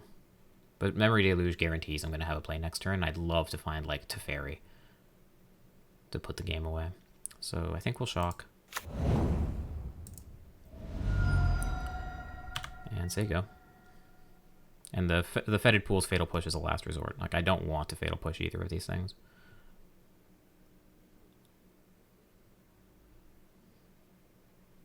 You can also just find, like, Supreme Verdict and end the game that way.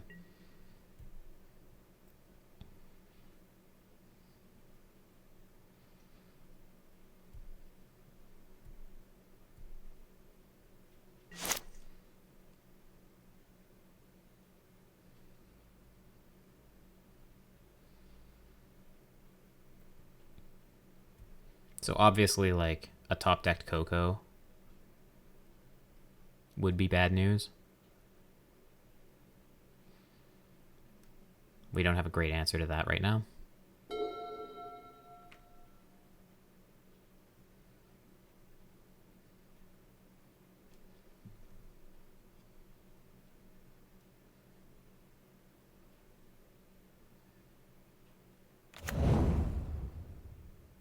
There's a land. So 1 unknown card in hand. Announcement received. Be nice to have like a settled wreckage in the board for a situation like this.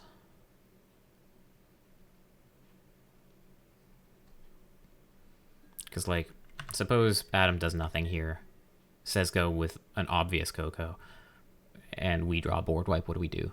I guess they don't have enough pressure on us yet. We are at 12, though. It's possible he can Coco, get a huge life total, and kill us. If we tap out for Memory Deluge, he may also blink and think that's his chance to resolve it, which would be good for us.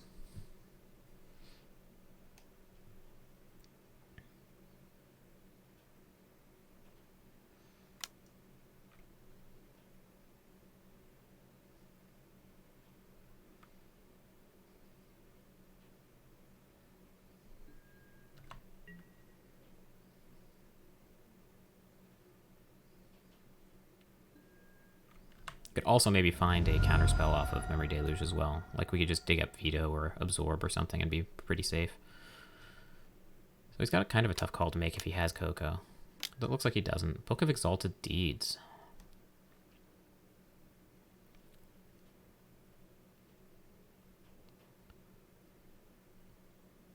Yeah, this is fine. Like, we remove stuff like nobody's business. So I think this is acceptable. He hasn't gained... He's gained 1 life this turn?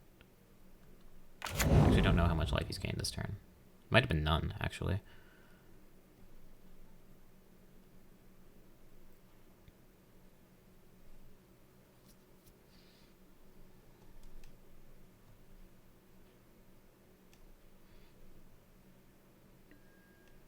Okay. End step. Memory deluge.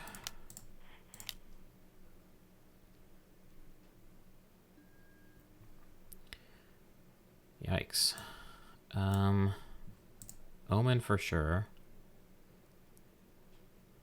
I guess like Shambling Vent? I guess? These cycle... Am I attacking with the Shambling Vents anytime soon? Probably not. I guess I'm gonna take the land that cycles.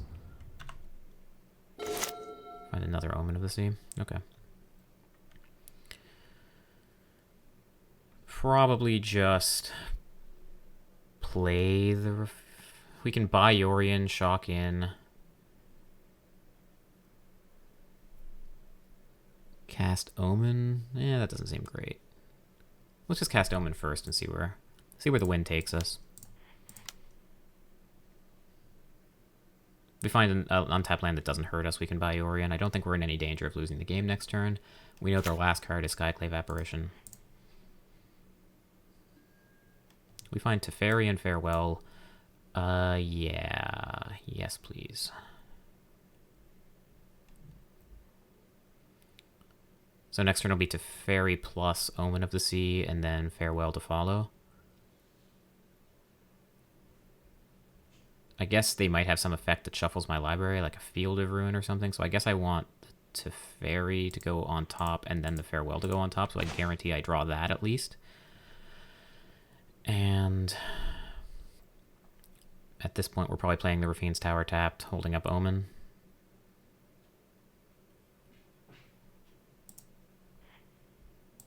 Yeah, okay.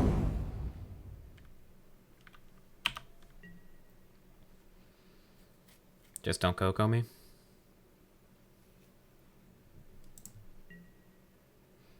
Maybe because Coco's the only thing that beats me, maybe I'm supposed to dig for a counterspell in that spot.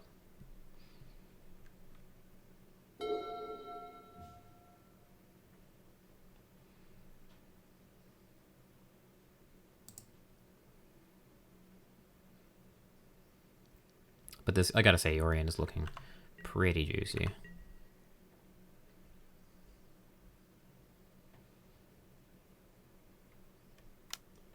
I will take 2.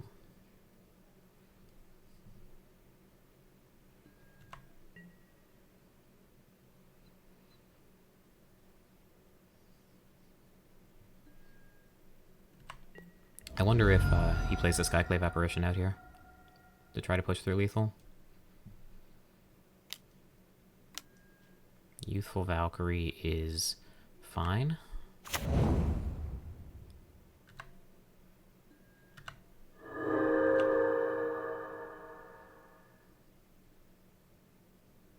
So that gains 2 life, which is not enough to trigger the book, but we're still going to wipe the board anyway, I think. 8 is a little too low.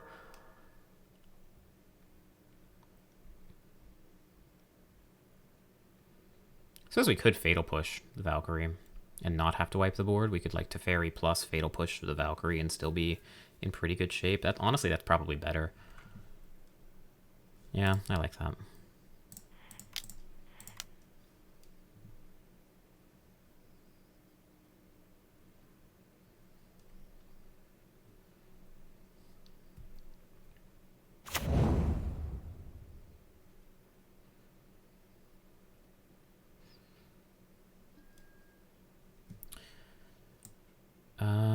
Teferi and Oath of Kaya.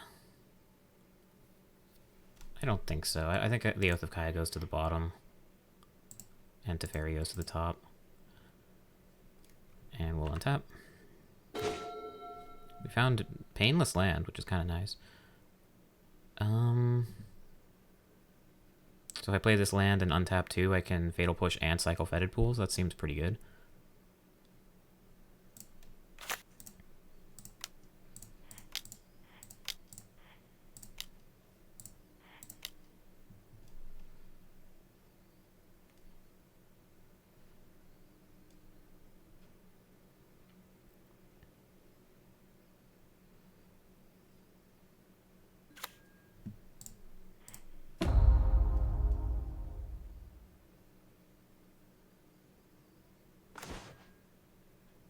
Okay.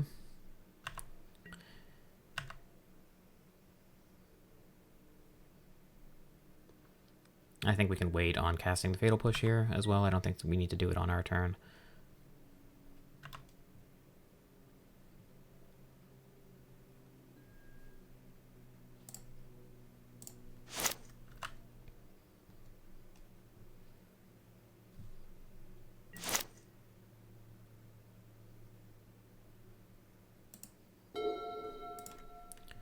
Okay.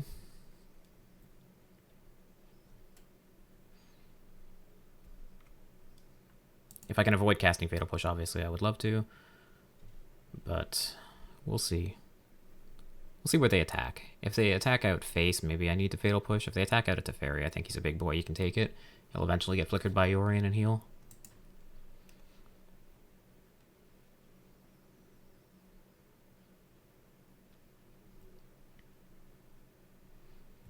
And if they Coco, it might be more important to kill the Lunarch Veteran in response.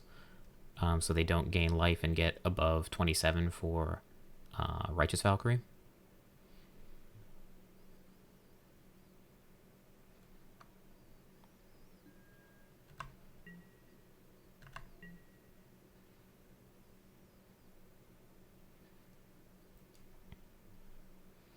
So not playing an Angel pre-combat is suspicious. Like, at some point he's going to find it, right? He's 12 cards deep in his deck, and Coco's a 4 of. Everything goes face.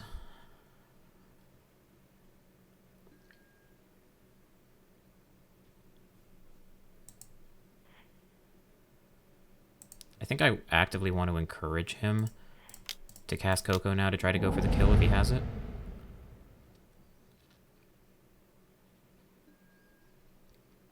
Alright, Fatal Push to save 1 life I don't think is worth it, though. Alright, just take 3. And play something at him. Play something. Tell me you didn't find the Coco. Well, you're telling me you found the Coco. Okay. And we found more land. Okay. And we found more land. I hate it. I hate it. I hate it.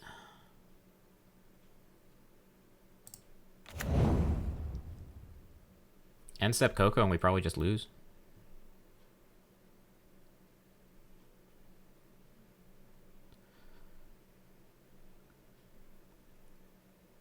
Yeah, I don't know what to do here.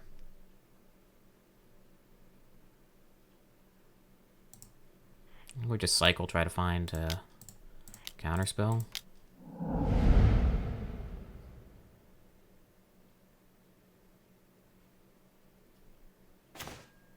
Okay. That's obviously excellent. And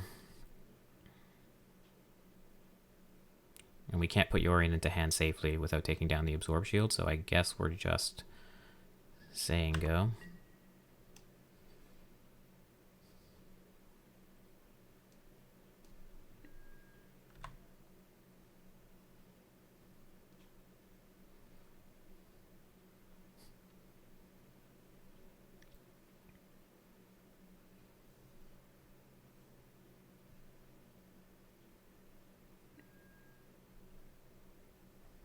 Okay, that resolves.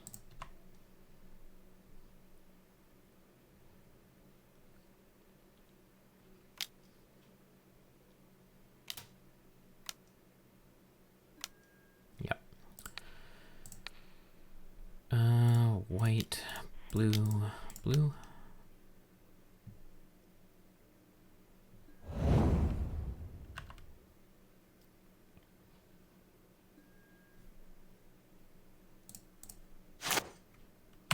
Alright, we have Fatal Push once again, and Farewell. If he top decks 2 Cocos back to back, then, you know, he's just the superior Magic player, of course. Maybe that does mean we're supposed to crack an Omen to try to dig for another counterspell, because again, it is the only thing that beats us. Okay, he plays the land, so we know he doesn't have it, so we can feel pretty comfortable.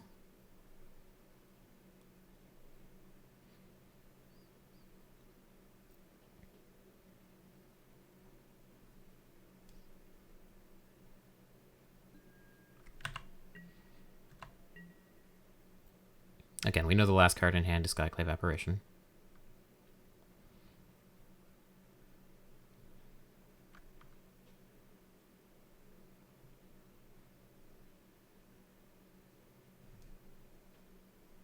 Everything swings at Teferi. That's fine with me. Yeah, I don't want to use the Fatal Push to keep Teferi 1 loyalty point higher, so that's fine. Is it greedy not to crack the Omen of the Sea here? I don't think so. Knowing their exact hand, I don't think so. We'll untap. If they had kept a card in hand, I think we probably would have had to crack Omen there. So let's start with plus. We find Memory Deluge, that's outstanding. So it's time to say farewell, I think. Exile artifacts, creatures, and graveyards. We lose our Memory Deluge if we do this? Yeah, there's no reason to exile graveyards. Sure.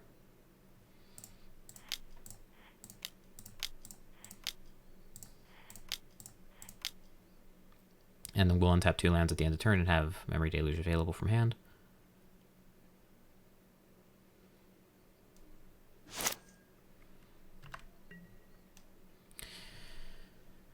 And I think all that's really left to do here is cast Yorion and start beating down.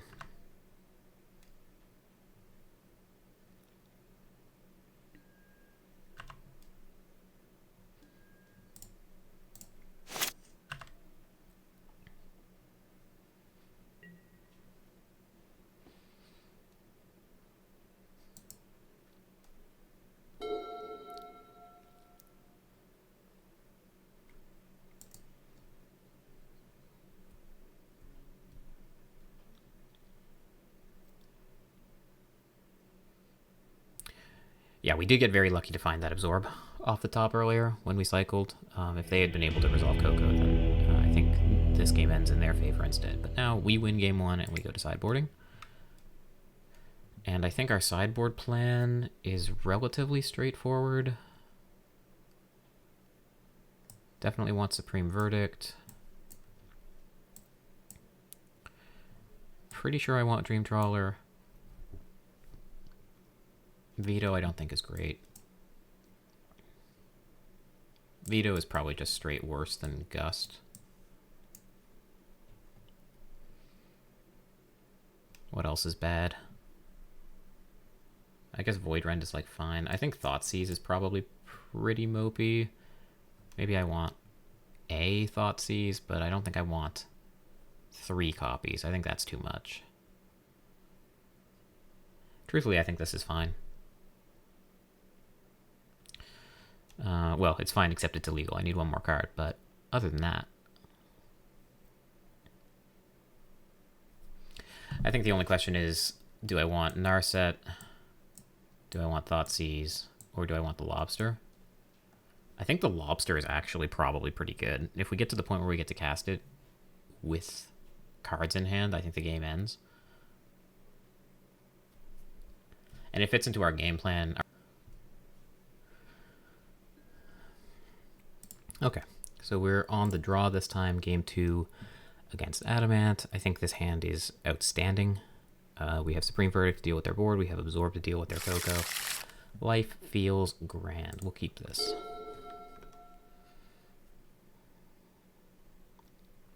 We don't have much to deal with the early game, so if Adam comes out of the blocks pretty quick, pretty hot, then we could just die. But hopefully Supreme Verdict can dig us out of that hole.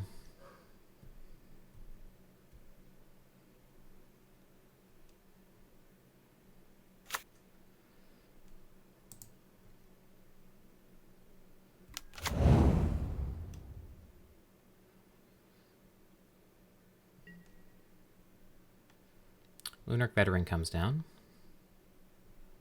Not the most inspiring card. Oath of Kaya is a welcome sight as well. Yeah, it's got the Shrine tap. Take go. Now we have these pain-free lands as opposed to in game 1 where we had like mono shock lands.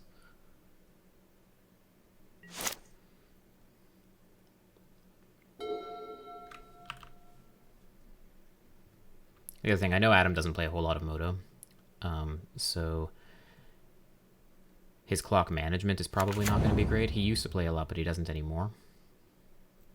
So if we can take advantage of his unfamiliarity with the program and just keep going, just keep like playing quickly and forcing him to make game actions quickly, because the dexterity with Moto is like actually a big part of this tournament. Shouldn't be, but it is.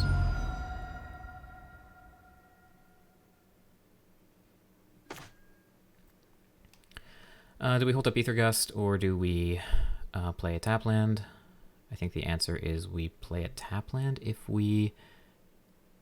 Unfortunately, like, this Bishop of Wings dodges Oath of Kaya and also gives protection from Supreme Verdict, because every creature they have in play will create a 1/1. But I don't see anything we can do about that, so... We'll just get the tap land out of the way in that case. What we might be able to do is coax him into attacking with the Bishop of Wings, and then get it with the Wandering Emperor.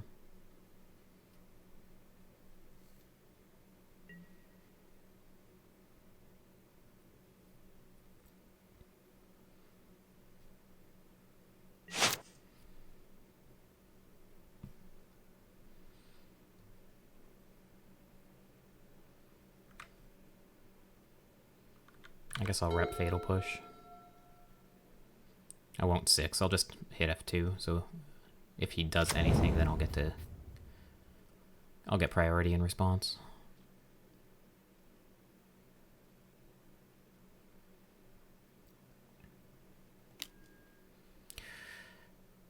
Uh-huh. That's not good. That would have been a good one to Ether Gust. I did not expect that.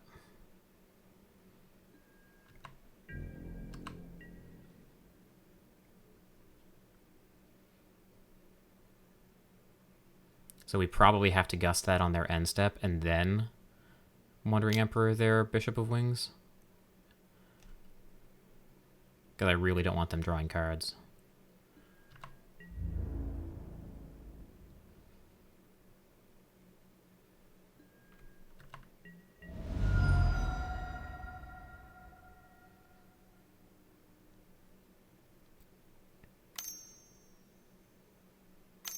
But luckily, Supreme Verdict doesn't trigger Sanctuary. And none of these are angels? Okay, that's an angel.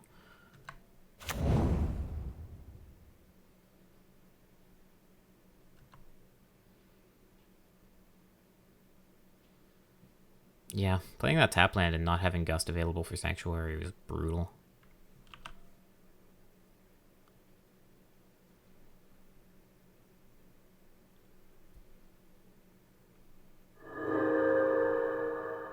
So they're up to 26. Righteous Valkyrie next turn comes down as an Anthem. So we're probably playing Glacial Fortress and hold up Absorb. If there's nothing to absorb, then we Gust the Sanctuary. Maybe. Probably. We can also Oath of Kaya the Valkyrie, but then they draw a card, which doesn't seem acceptable. So I think we just say go from here.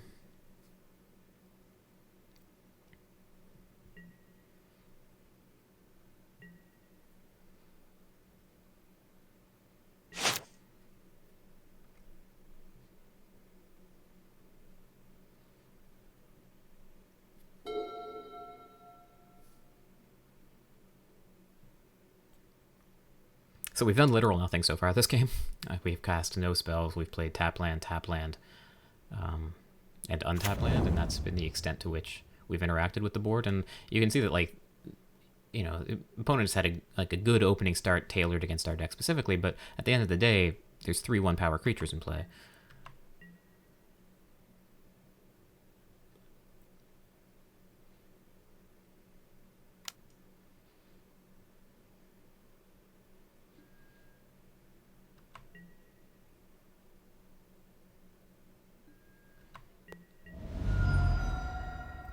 I hope he plays something.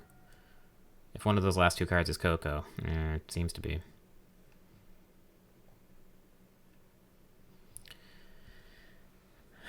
So Gusting Sanctuary is like the only legal play, so I guess we do it, but I don't know that I want to rat this board next turn or play Wandering Emperor.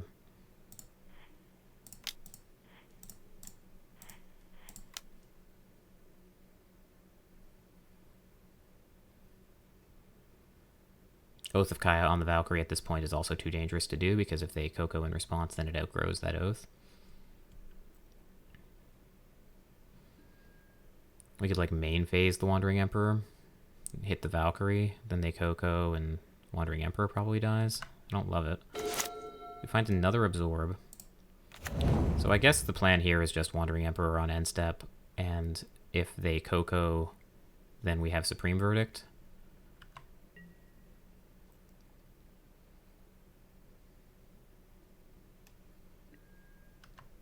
And, we probably just absorb a Coco if they play it, honestly. Yeah. I guess it's fine. They're on 2 cards in hand. No Coco. Wild. Okay. I missed whether they put the Shaper Sanctuary on top or not. I could pull up the game log, I guess.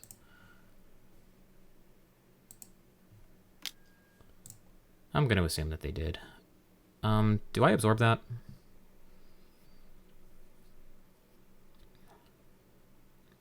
It's like a not insignificant problem. I think I do.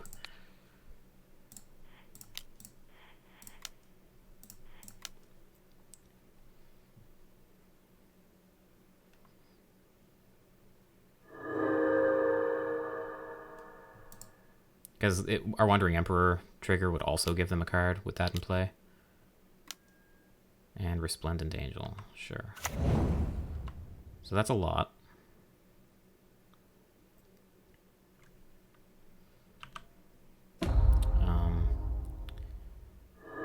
But so they're gonna get the Resplendent Angel to trigger. We're gonna take 4 here. We're gonna Supreme Verdict, and they're gonna get 2 tokens. 3 tokens. They're gonna get 3 1/1 tokens, which I think we can probably deal with.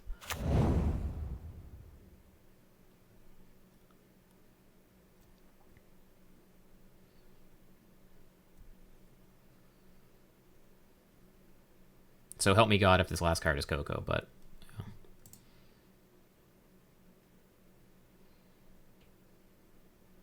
Good sequencing from Adam, coaxing out the counter with the Shaper Sanctuary play.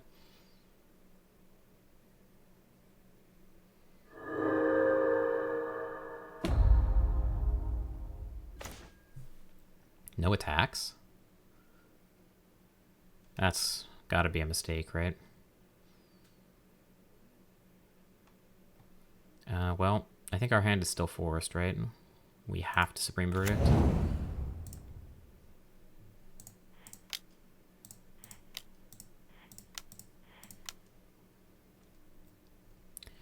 And it's true, he's going to get 3 1/1 tokens. But I don't care, because I have an Oath of Kaya and I have Eorian. So unless he finds Coco... Even in that case, like we're still up a game as well. Like I think we're pretty likely to win this game on the clock as well. He's also like playing faster because of the clock situation, and I think he just missed an attack step last turn because of it. Like we should probably be at like 11 or 12 instead of 17.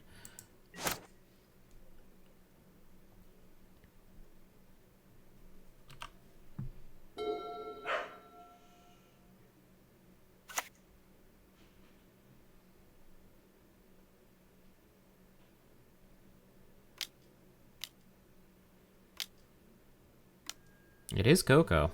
Okay.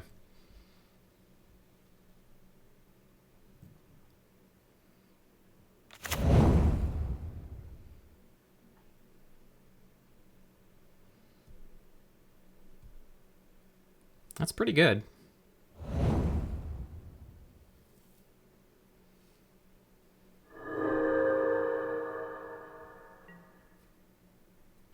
But the hits were not. So we're still only taking 3 here. We go to 14. Oath of Kaya hits Gyata.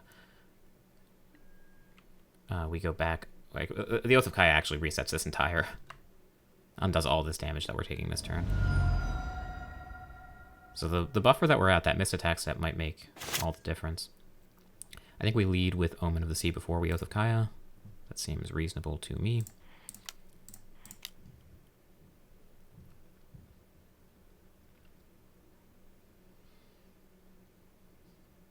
If we find a board wipe, then we can safely Oath here. Gust? I don't think so. I think Gust goes to the bottom and Chapel goes to the top. Play Chapel.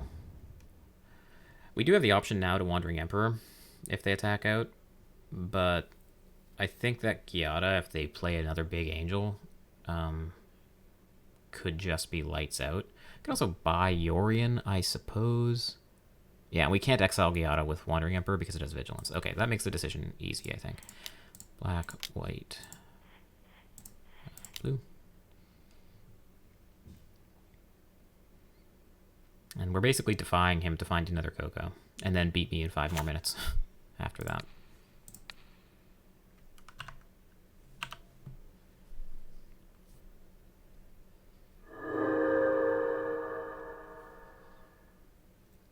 So, we're taking 5. I think that's okay. Because Yorion's going to come, and it's going to flicker the Oath. And we'll gain even more life. Absorb at some point. If we're desperate, we can counter our own Omen with Absorb to just gain life.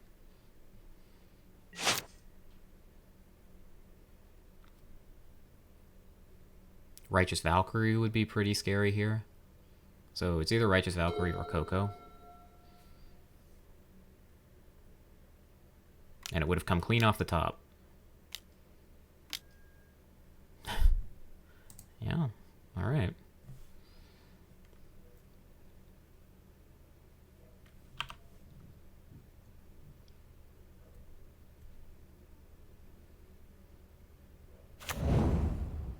Bishop of Wings and Voice of Resurgence. Or no, Youthful Valkyrie and Voice of Resurgence. When an opponent casts a spell during your turn, create a green-white elemental creature token. That's a big boy. Okay. That's fine. Only one angel in play, so we can still try to dig for a board wipe here. We have Wandering Emperor. They don't have an Anthem yet.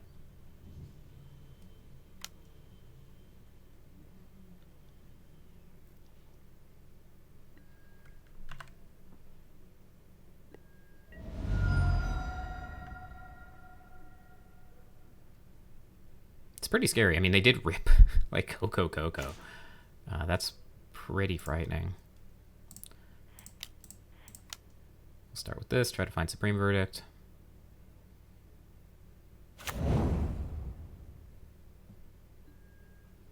We find Farewell.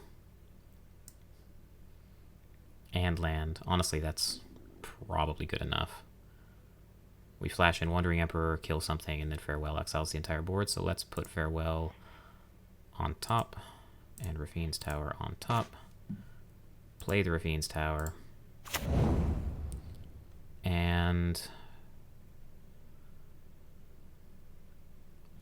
I guess they go.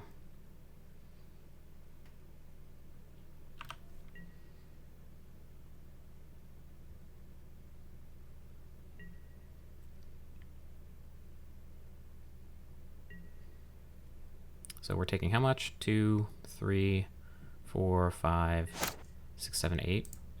So that 5 damage from the missed attack step probably would have made a big difference. It would have cramped my style. I think we still would have been okay, because Wandering Emperor is still going to gain me 2 life. Did you rip another Coco?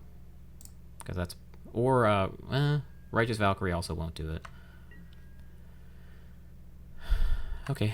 So is this a lethal attack? 2, 3, 4, 5, 6, 7, 8? No. So we don't have to blink. We can hold up Absorb.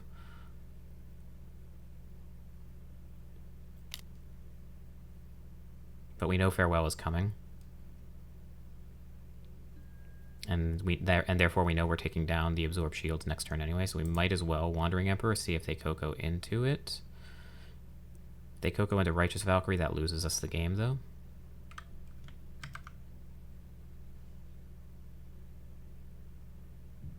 I think if they have Coco, I don't think there's a way to win. So I think that means we play Wandering Emperor because it's only punished by Coco.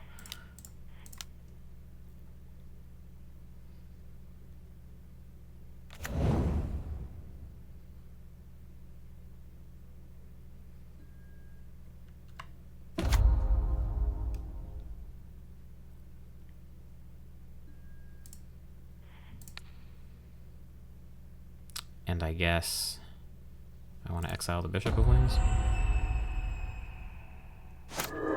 In case I draw Supreme Verdict, then I can Supreme Verdict and hold up Absorb without extra stuff sticking around.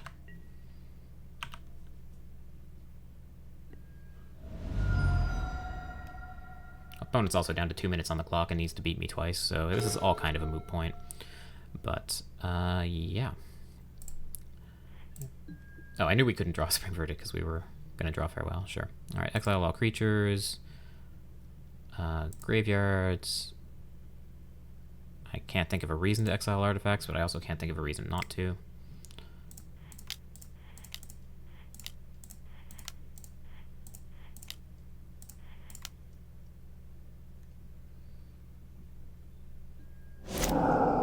Now we have March. We can exile Absorb if we have to.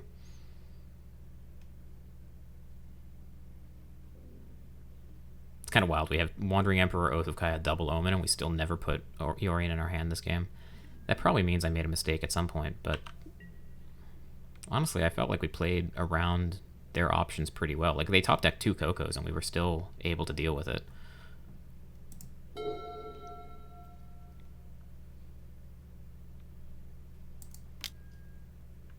You got it.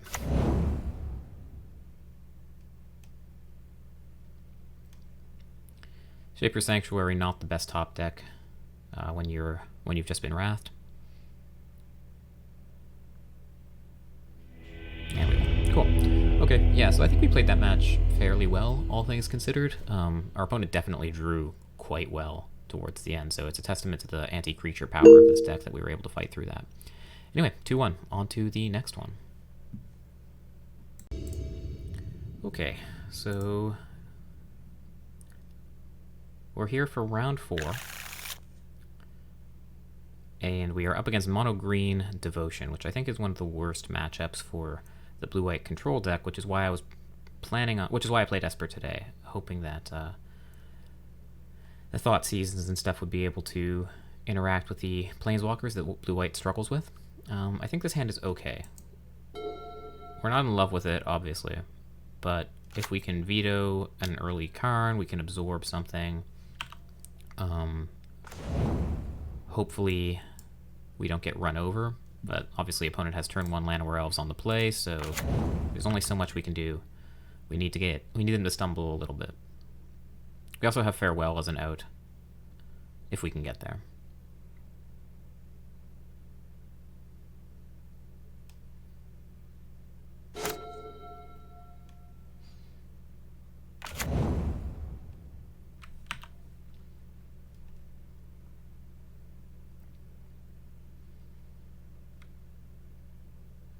So unfortunately now we're like scared of literally everything.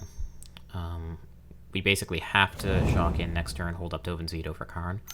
And if they have like Cavalier of Thorns, then we're pretty toast. Omen of the Sea is a pretty good draw though in case they play around the veto.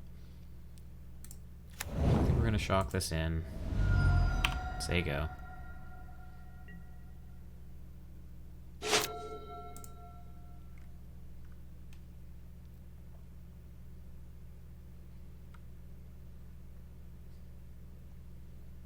I feel like this matchup is also super play draw dependent, because whether or not your vetoes or absorbs get to connect with their planeswalkers depends so much on whether they were able to get the mana acceleration down on turn 1 before you. This is probably the best deck in the format, in my opinion. It's just, it's got such raw power, and it has like good options against every other popular deck. The deck beats itself more than it like loses to the opponent's deck. See, like this is a turn 3 Storm the Festival.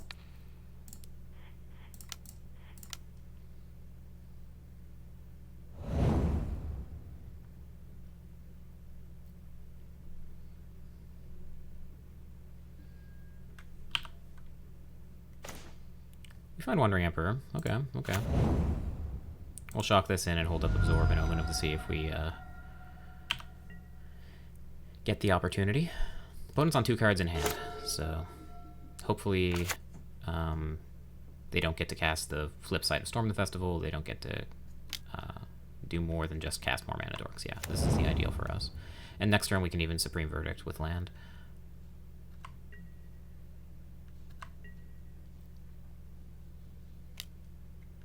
Yeah. Attacking with the Llanowar Elf, not really where they want to be. End step, Omen you.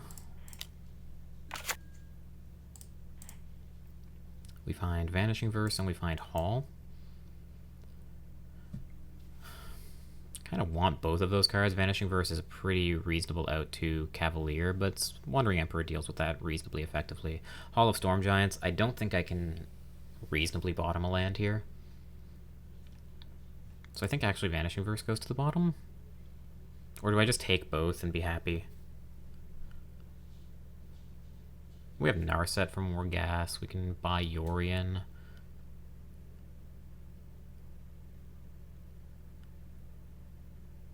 Yeah, Vanishing Verse also answers Nissa.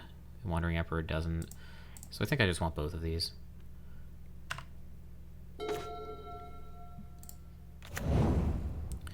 And now do I play Narset or do I hold up Absorb?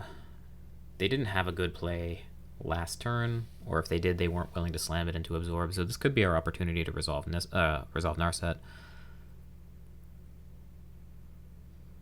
But I don't feel the need. I think we have enough gas already.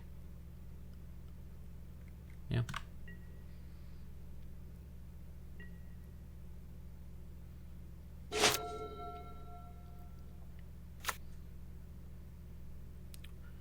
Four, 5, 6, 7, 8, 9 mana. Not quite enough for Storm the Festival from the graveyard.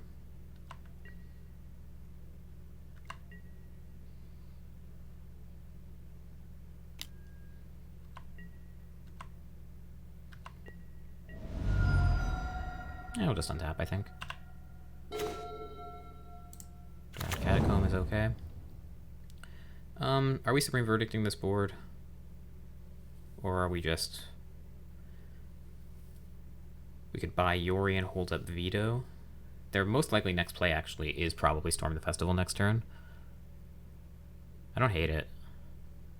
And then Supreme Verdict the following turn. And if they have Cavalier of Thorns or Nissa, Vanishing Verse hits those things. Sure, I buy that. Okay.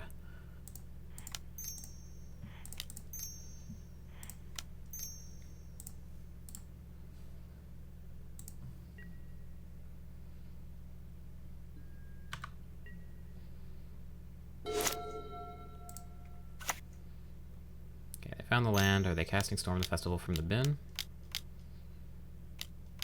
Looks like it. Yep.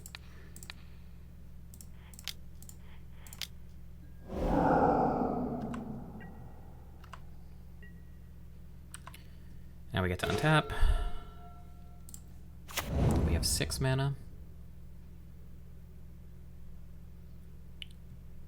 Which effectively lets us Wandering Emperor hold up Vanishing Verse. We can also Narset hold up Absorb. Narset will get poked by the creatures, but it will get flickered by Yorion. I think I like that more.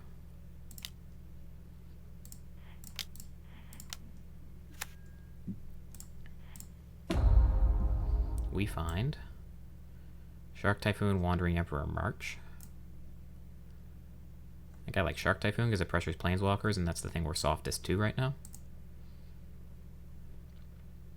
Also gives us something to do on their end step if we feel the need.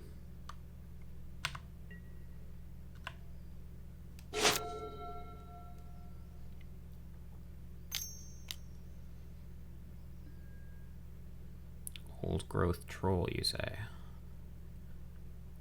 think that's a reasonable Vanishing Verse target. I don't want to give up the Absorb.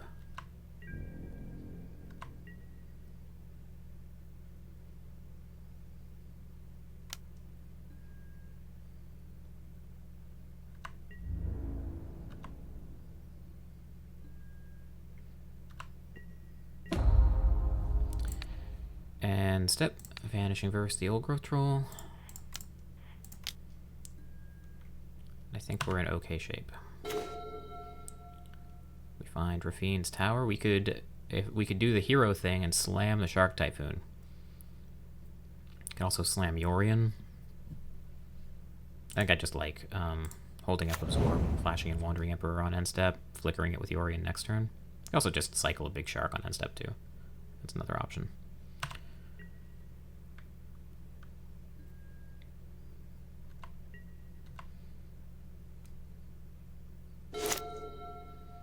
But like these one power creatures are not going to, yeah, they're not going to get there. Okay, so against mono green, Devotion. What do they have in the sideboard for us? Yeah, it's, I think, exactly the same list I played earlier. It was one of the lists that went 5-0 in one of the MTGO leagues. Except it looks like instead of Treasure Vaults in the sideboard, it has a copy of Darksteel Citadel, which I guess is fine. It's indestructible. It plays nice with Nissa. Whatever. I think Treasure Vault's probably a little better, but close. So against that, I kind of like having the Dream Trawler in to be able to pressure Planeswalkers. That's an option. The veto, especially on the draw, seemed relatively important, so I guess I want the playset of those. Rest in Peace in play turns off the Dies trigger from Cavalier of Thorns. Oh, obviously I want 3 Aethergust as well. That's non-negotiable. But I don't think Rest in Peace is relevant enough. Fatal Push is good to slow down their early creatures. Void Rend hits Planeswalkers. I think Oath of Kai is pretty bad.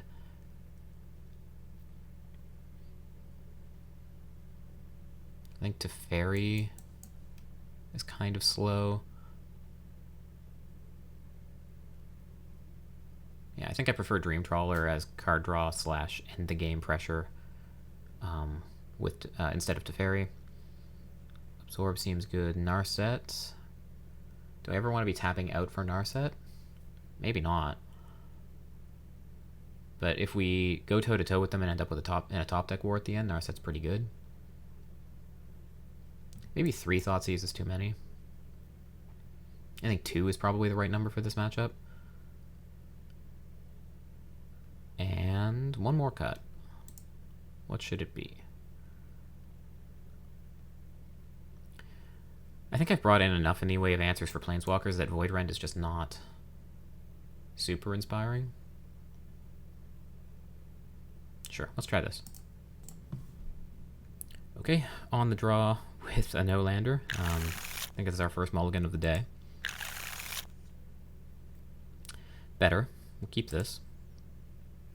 And on the bottom goes probably a land. The question is which one. And I'm thinking it's probably the Shambling Vent. Yeah.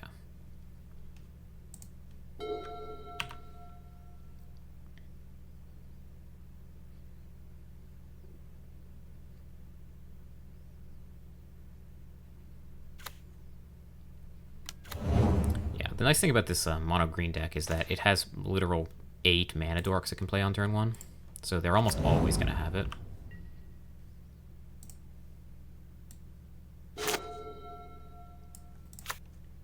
And in this case, we don't have a whole lot we can do about it. We do have Aethergust to deal with something that resolves.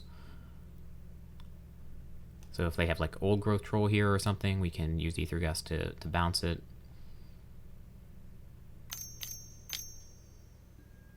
That is indeed what they have.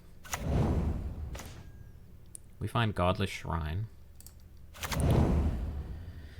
So, are we taking a bop from this Old Growth Troll and bouncing it on end step? I think we probably are, because if they play... I want to make sure that they think twice about jamming Karn if they have it. They probably don't want to do that into Dovin's Veto. So maybe they play something like a smaller threat and we can Old Growth Troll after that. Yeah.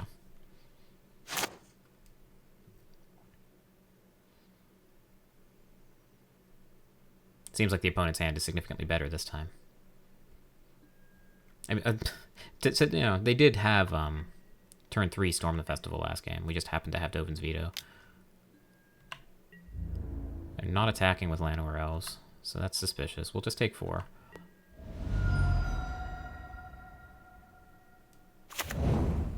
Shock and Overgrown Tomb. Elvish Mystic. Sure. Not Shock in? Not Shock in, not attack with Llanowar Elves. Interesting. I think we're just gusting this troll. Tempo's too important to not do anything here.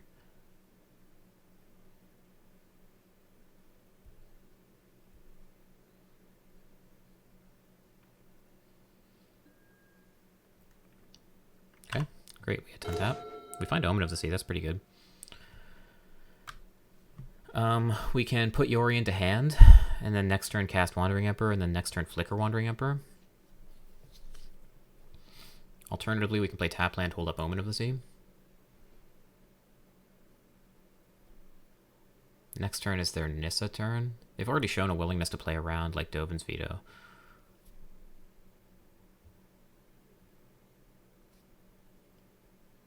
I think it's just Omen.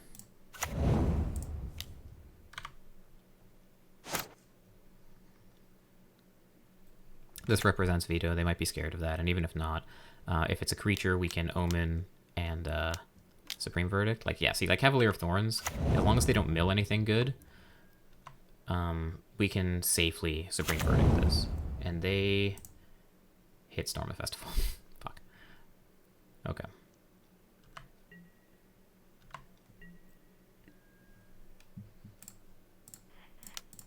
So maybe we have to try to nail the Cavalier with the Wandering Emperor instead. We find Absorb. It's not bad.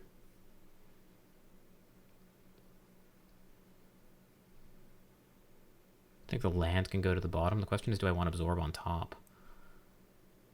Storm costs 6. They have 5 lands in play. Their deck is like half land, so they're probably going to be able to resolve Storm next turn. I think the land goes to the bottom and Absorb stays on the top. And we just try to take another bot from this. Hope, like, if they don't attack with Cavalier, then who cares? And if they do attack with Cavalier, then we have Wandering Emperor. Interesting. How do we feel about Thoughtseize? I guess we can't really realistically do that, because we don't want to take down the Wandering Emperor shields. So I guess we're saying go.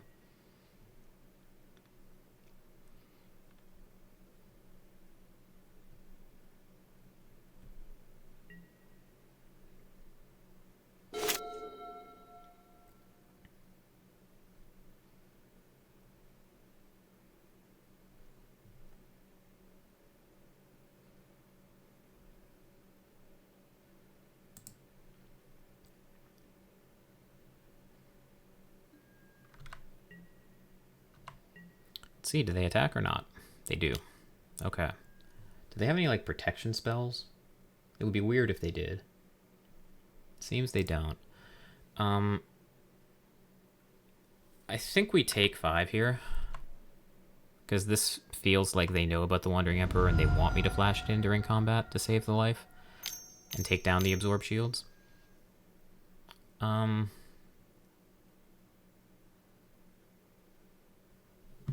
I mean,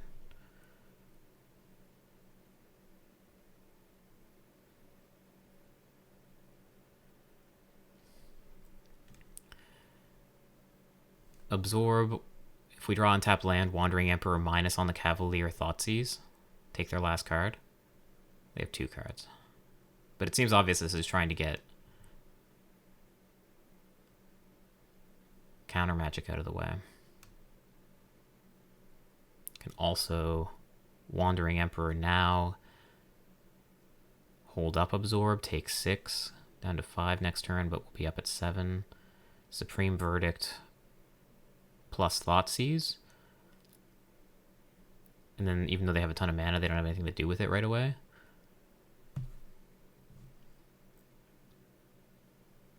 Tough call. I only have 4 mana left.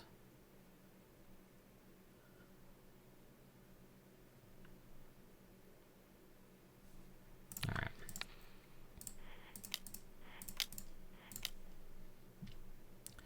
I'm gonna absorb the old growth troll and just like main phase the Wandering Emperor. Oh, they have tons of mana because of Nykthos. I'm dumb. Darn, yeah. Yeah, that was really dumb. I just blanked on the fact that Nykthos was going to make more mana than that. I thought they didn't have mana to cast anything relevant. Whatever they get with Karn here, we can just Thoughtseize away. So, like, all is not lost if we draw on tap land. Pithing Needle. Naming.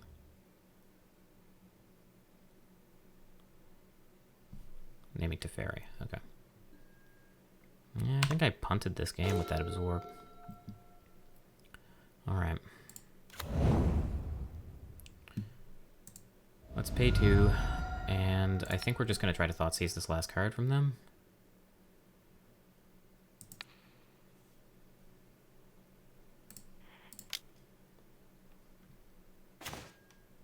Last card is another card. Okay.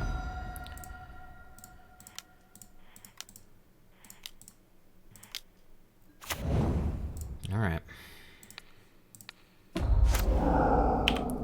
Definitely made this a lot harder on myself than I needed to.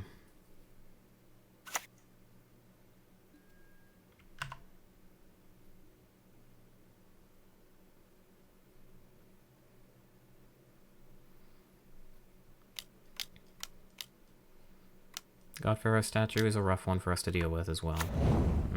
If I had held that Absorb, I think we would have been fine.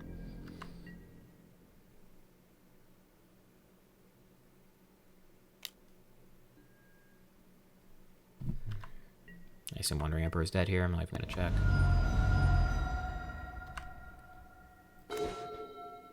We find Vanishing Verse, which does not hit Godpharaoh's statue.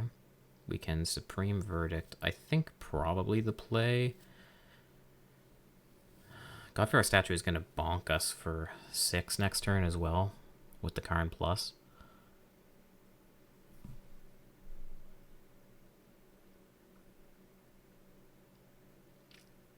If they do, then they open themselves up to Supreme Verdict, I guess. We're going to take 1, 2, 8, 9 next turn, go to 1. Alright.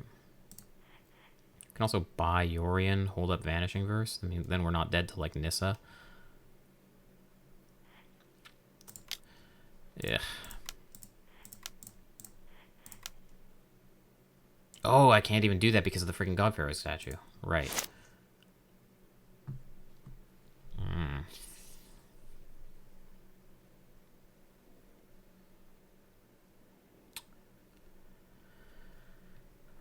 Okay, then I guess what we need to do is we need to say go, hold and crack Omen of the Sea, try to find the land we need to cast Supreme Verdict on our turn and go to 1. Ugh.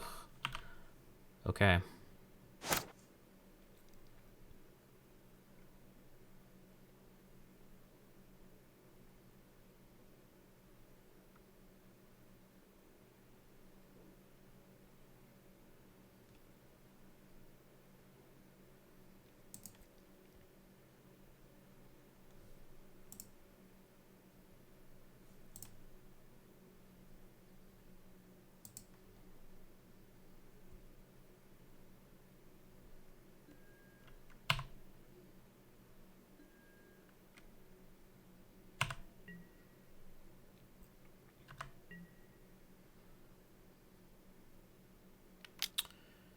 Yeah.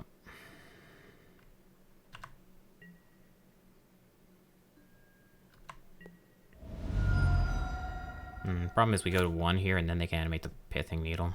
So I think this is just over. Yeah.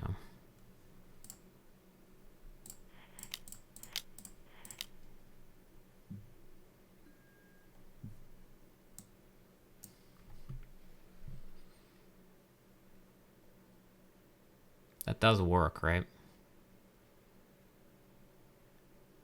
We need untapped land that doesn't hurt us. Wandering Emperor minus is on God Pharaoh statue. We go to 4. They animate Pithing Needle. We go to 1.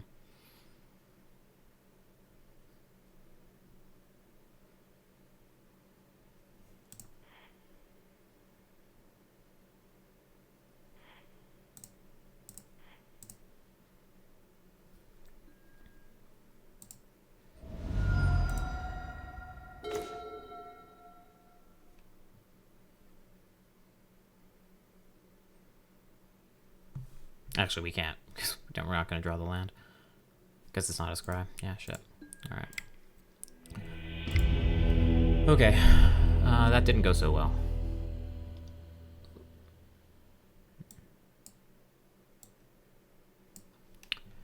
What do we want here? That one decision tanked the entire game. It was going so well, and then...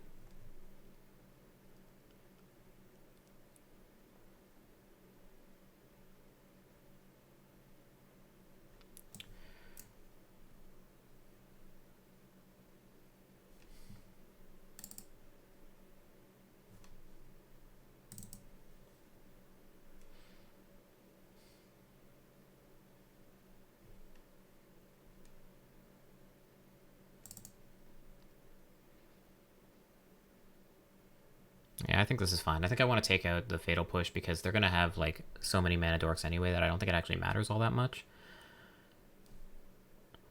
Okay.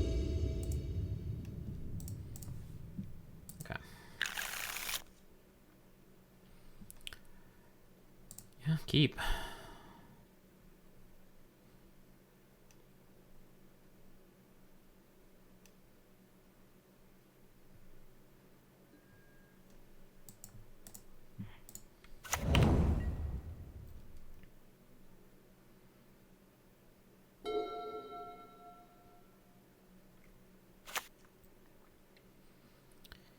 Is it a mana dork? It is. It is indeed a mana dork.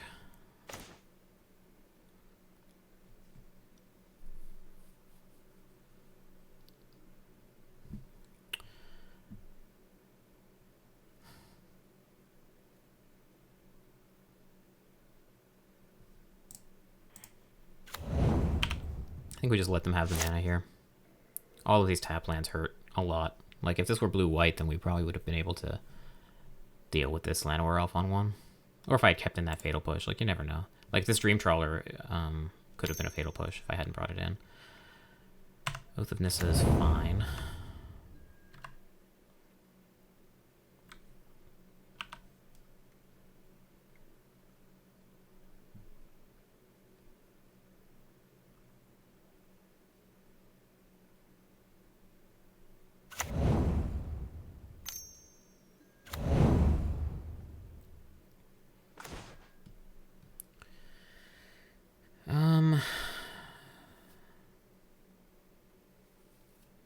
I kind of just like Shambling Vent, Vanishing Verse for like Anissa or whatever they play, and then Supreme Verdict the following turn.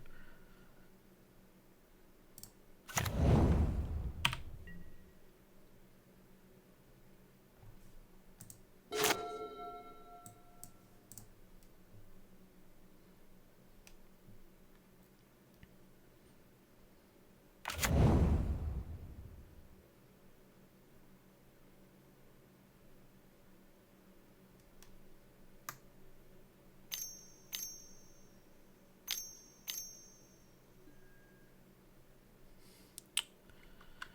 Yeah, Karn is just so fucking good.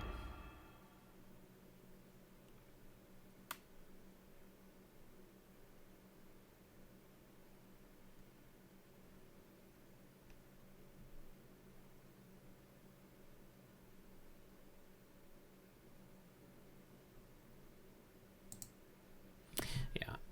Okay, so what do they get?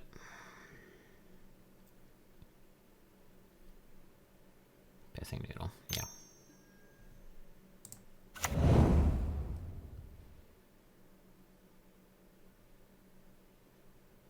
Naming to Fairy. Do I care?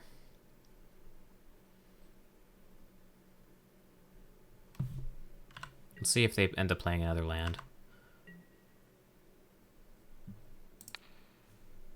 I think I'm fine killing that now.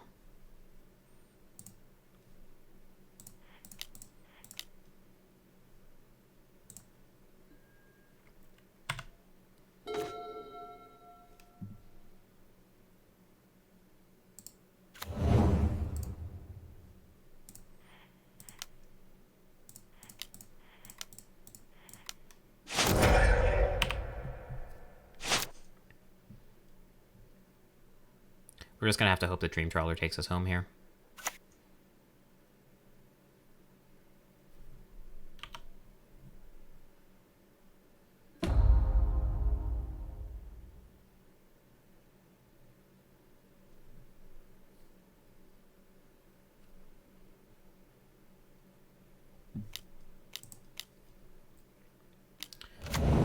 Chariot's pretty good.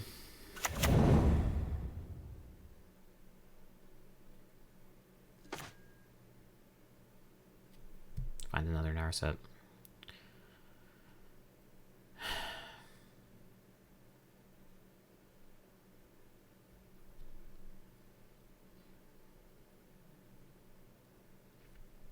Like, Vanishing Verse needs to hit Nissa. I don't know, man. I think this is the ballgame. I think missing that land drop and not letting me hold up Vanishing Verse while playing Narset is just the end of the world.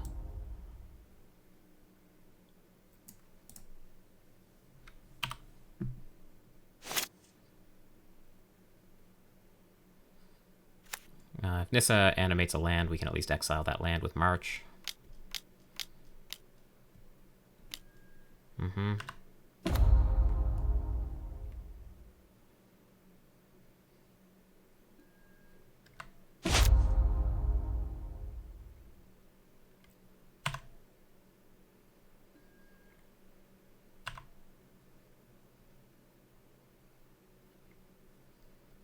Yeah, this matchup just feels abysmal again. Like, game one we won because they just didn't have anything.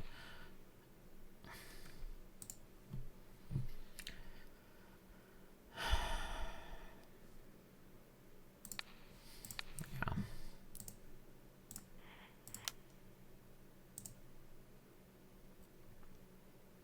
This has Vigilance, so we'll never be able to exile it with the Wandering Emperor. There's some chance the Wandering Emperor will be able to exile the Chariot.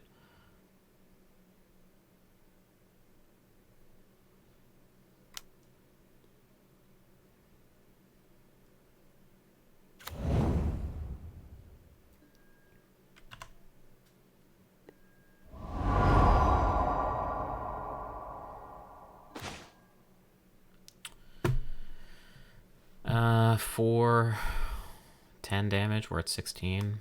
We can exile Nissa for whatever that's worth.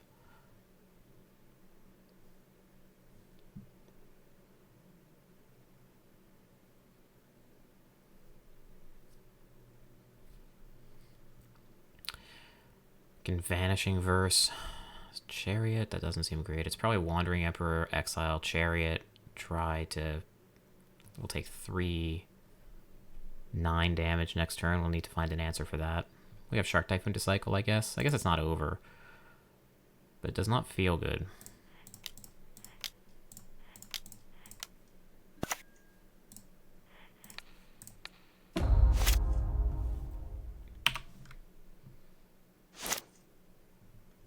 And they have all the mana in the world and 4 cards in hand.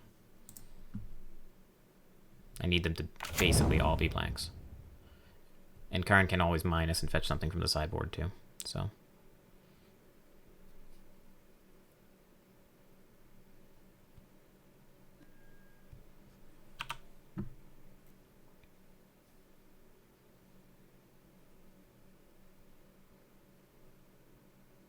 Yeah. We need Farewell, and we just don't have the mana to cast it.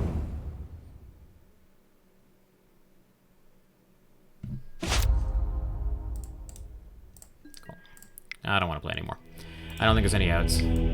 So, yeah, tough one. I still think that matchup is terrible. I think that's probably the best deck in the format, so. What are you going to do? 2 and 2. Let's see if we can make top 8.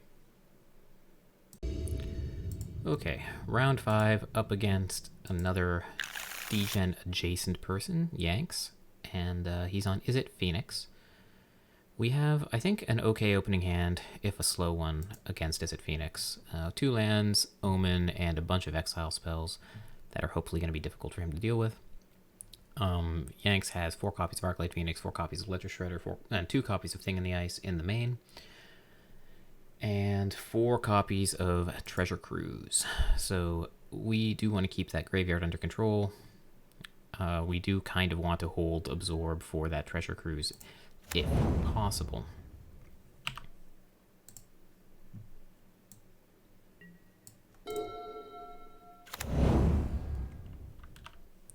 Spirebluff Canal, go. We find Drowned Catacomb, which I guess is going to get played here because it still comes in tapped.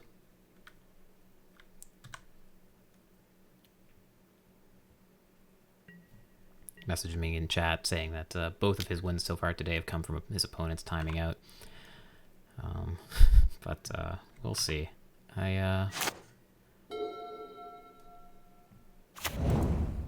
Yanks is a very strong Magic player. Ledger Shredder, do we just untap and verse this, or do we march pitching a card? I think we just untap and vanishing verse it, honestly. Yeah, that's fine.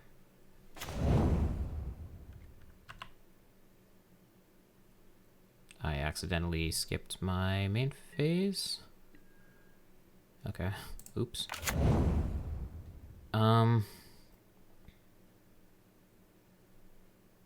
It's probably just March here, right? March the Ledger Shredder, hold up Vanishing Verse in the future. They don't have any dual colored creatures, so I think this is fine.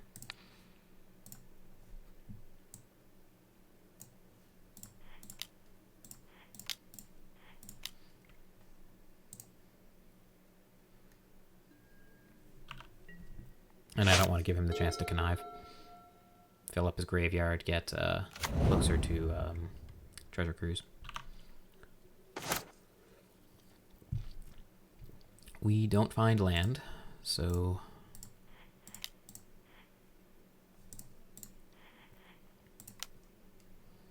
we'll try to main phase the Omen. He does have a Spell Pierce in his deck. I don't know about his hand, obviously. We find Rafine's Tower and Hollowed Fountain, which does not allow us to keep up Vanishing Verse, unfortunately, so I guess Rafine's Tower comes to hand and Hollowed Fountain goes to the top underneath that. And we'll say go.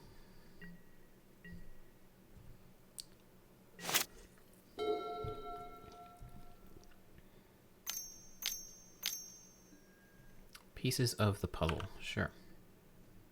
So now we're going to get to Jam Teferi, hold up Vanishing Verse, which is excellent.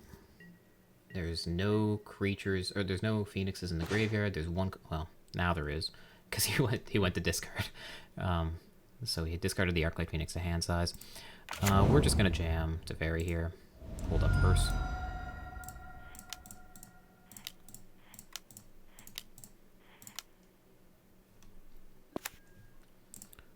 Plus, and go to end step.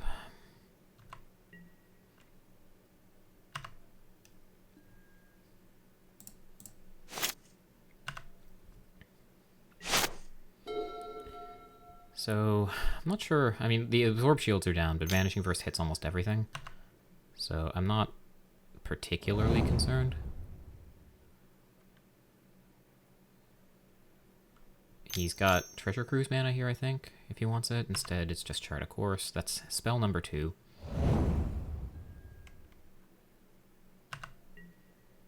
Not enough spells to attack down Teferi. And we're feeling pretty good about life.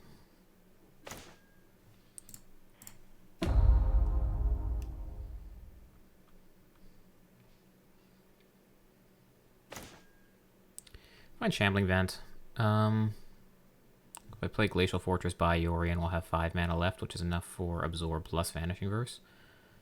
So I think do we cool it on the Shambling Vent? I mean, he's also probably got a bunch of spells that'll kill the Shambling Vent if I ever activate it. I do want to have Absorb available pretty badly. And I want to be able to protect a fairy. So I think that means we play the untapped land and we buy the Orion.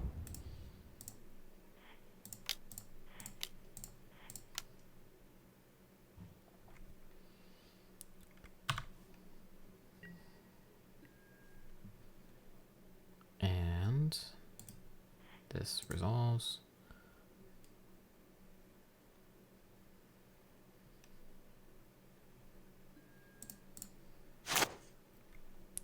And your go.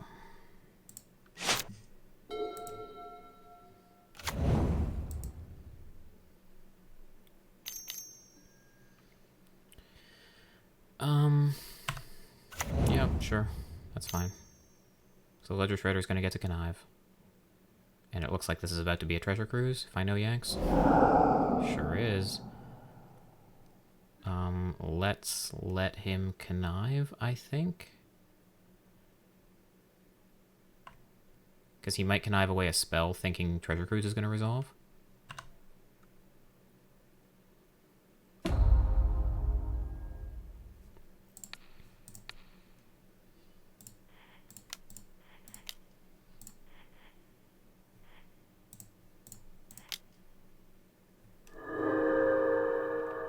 Okay. I don't think he cast enough spells to get a Phoenix out, but just in case I'm wrong.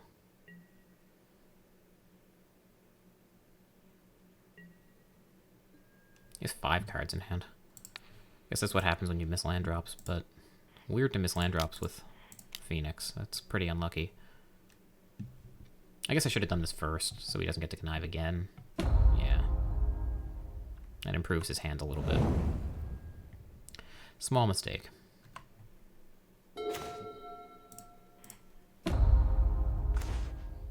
Shark Typhoon's a good one, though. We can Yorion, have 3 mana left for Void Rend. I think I'd rather just get Wandering Emperor down. I think that's better. Is it? Yorion protects the fairy pretty well. If they have like a lightning axe, then Yorion's a pretty good target. Meh.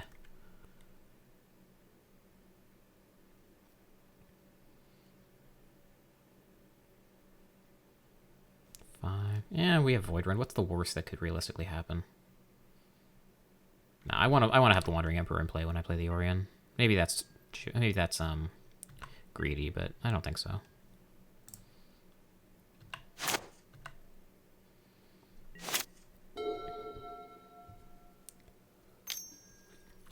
Like any road to victory for Yanks here lies through getting these Phoenixes back from the bin, and Wandering Emperor flashing into play and then getting flickered by Yorion to kill another one is pretty good.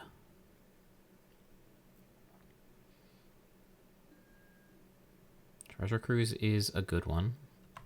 I think that's Treasure Cruise number 3.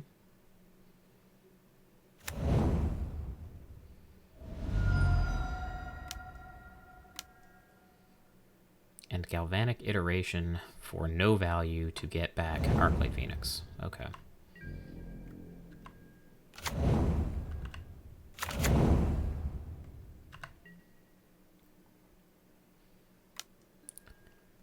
So Wandering Emperor is a sure thing.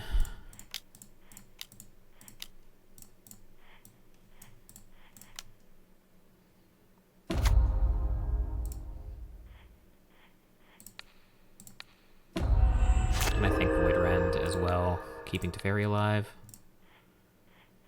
Black, blue, white. Because I would love to just be able to ultimate Teferi.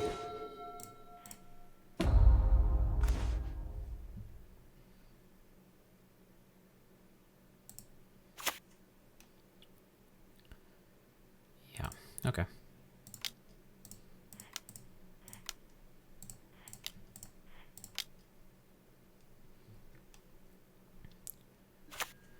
So Yorion comes down, trigger resolves, and let's flicker Wandering Emperor and Omen.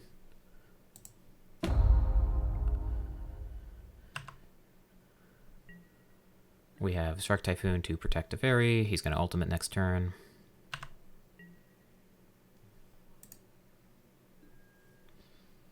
Okay, Teferi resolves. Let's untap these, I guess. Yoriandrea resolves.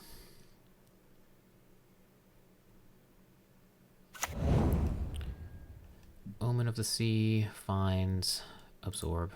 Yeah. I think Fatal Push goes on the bottom.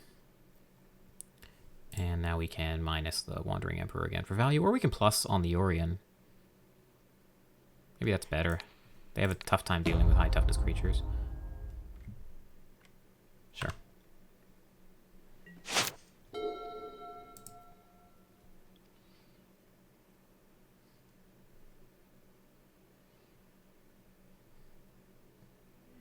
Sure.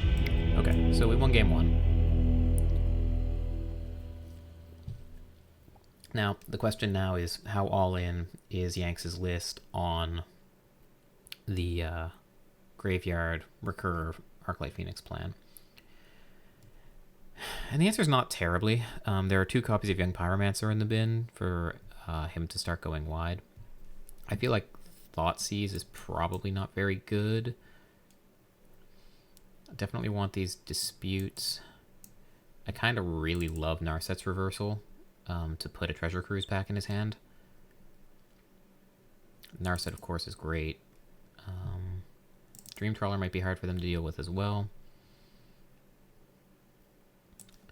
Do I want Veto?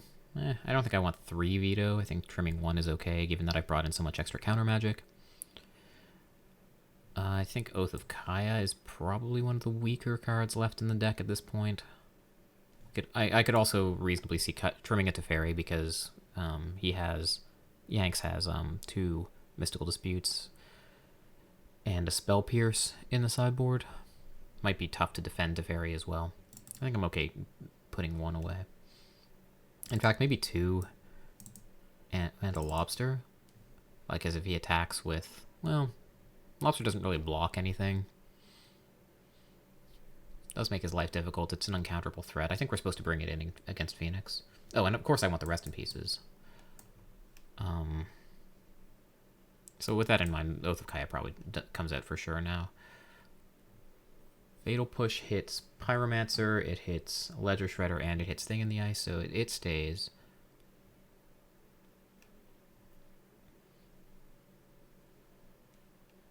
I think 1 copy of Farewell is probably enough.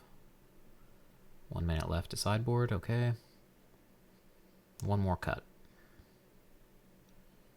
Actually, you know what, given that his, this isn't Greasefang, he's not all in on the graveyard plan, maybe we don't want 3 copies of Rest in Peace, maybe 2 is more than enough.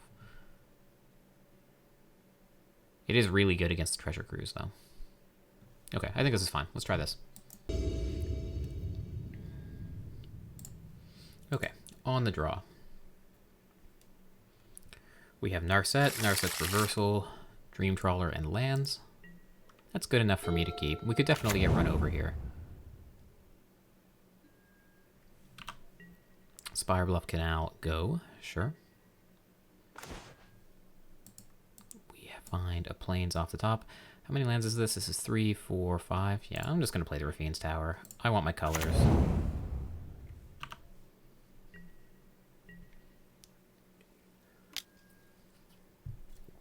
Opponent considers the following.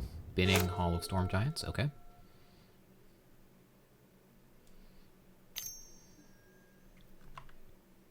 Consider again.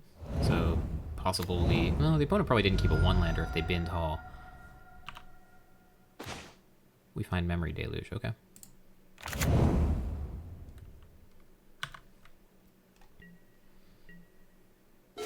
Opponent's not quite at Treasure Cruise mana yet.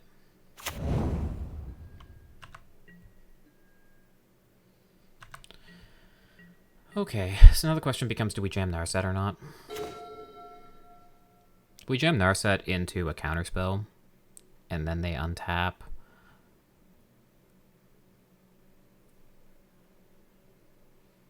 They have 3, 6... Yeah, they would be able to Treasure Cruise in that case. So I think the plan here is probably... I really want him to cast Treasure Cruise if he has it, so I think I actually want to play this Godless Shrine tapped. And show him that the absorb shields are down. We're casting Galvanic Iteration.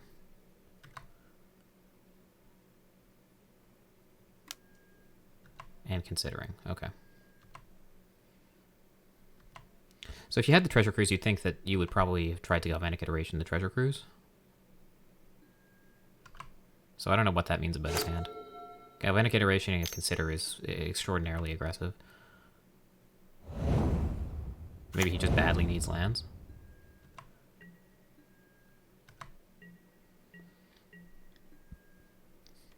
Okay, I'll just untap. That's fine. Now we can hold that Memory Deluge. Does he have Narset's Reversal in his sideboard? The answer is no.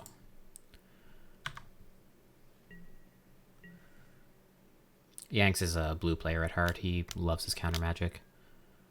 Just flashing in the Brazen Borrower end step. Okay. That's fine with me.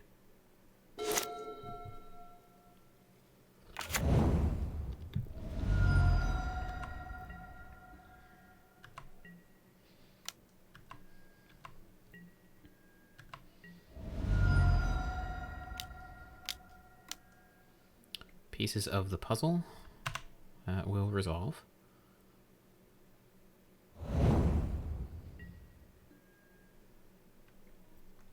If he has Treasure Cruise, he'll probably cast it in response, but then he needs to discard to hand size anyway. So I think I'm okay casting Deluge here.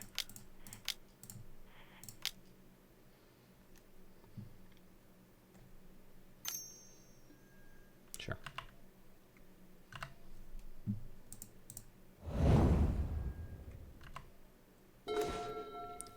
We find Dispute. That's pretty good.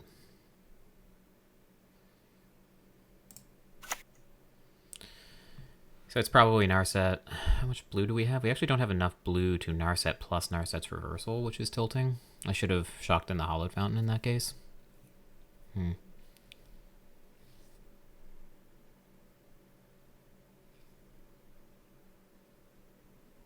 that was probably a mistake.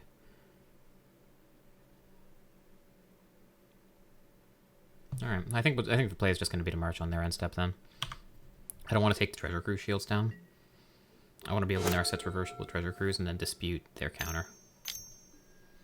Chart of course, sure.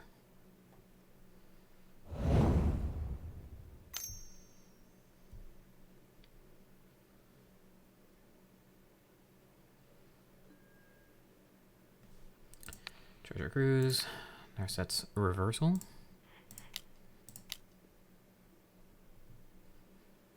Still counts as him casting a spell for the purpose of getting back the Arclight Phoenix. Wow, the Narset's Reversal resolved, so I get the Treasure Cruise.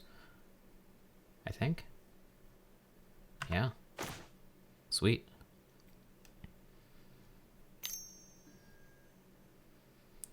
Consider, you got it.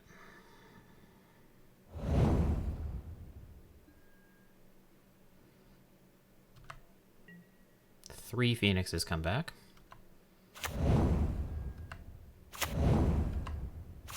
So we're taking 12 here if we don't act. So we would have to throw away this Dream Trawler.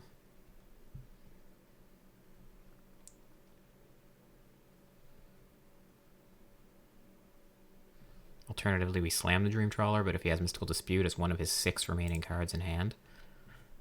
Alright. I think that's too risky.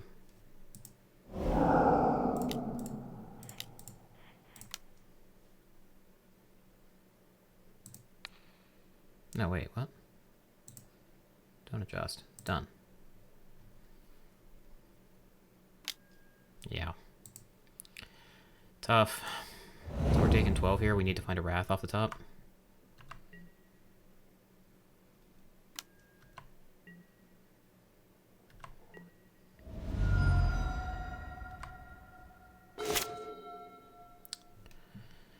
No. No such luck.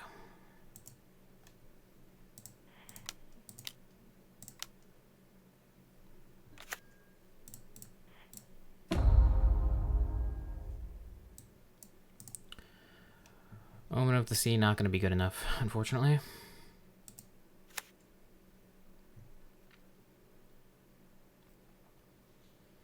We need to find Fatal Push and Die? Yeah. Okay.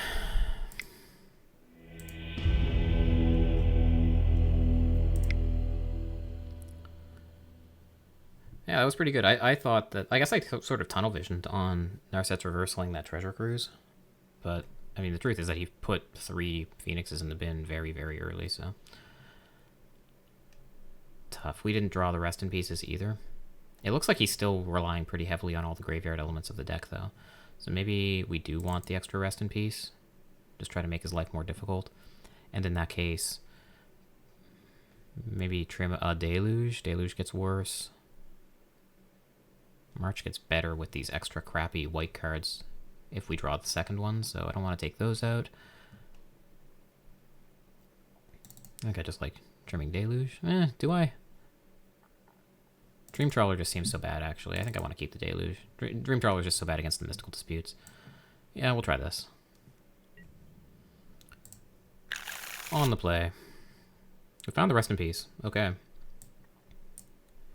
We'll definitely keep. And hopefully no Spell Pierce.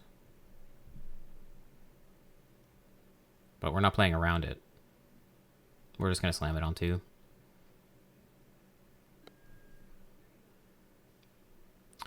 Okay. Ruffian's Tower.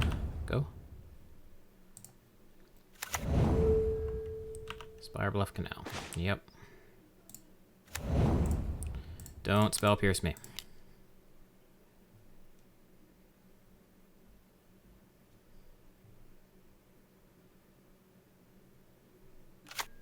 Nice.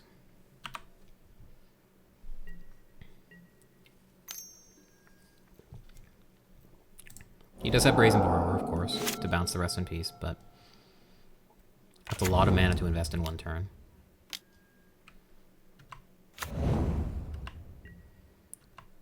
I think I'm okay just untapping and killing that with March.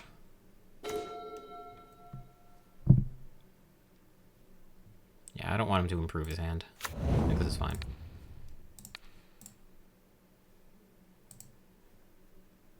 We could pitch a Supreme Verdict, I guess, to be able to still cast Omen.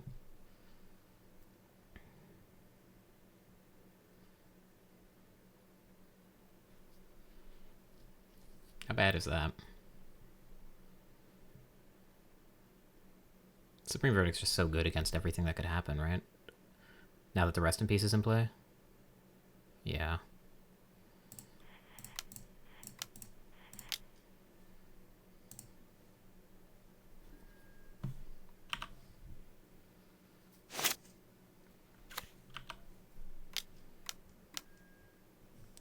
Pieces of the puzzle. Revealing. I think Pieces of the Puzzle only hits instants and sorceries, right? So he can't have gotten any of these. So he got a Lightning Axe.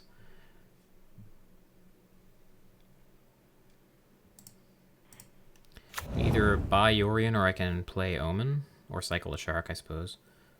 I think buying Yorion is probably the way to go. Omen guarantees more or less that I hit my land drop. Yeah, I like that.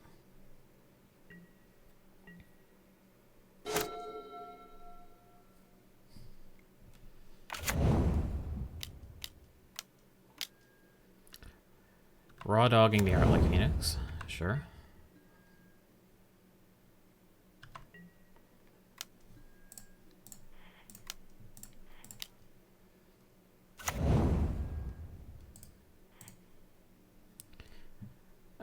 One land is enough. I don't think I want to keep both on top.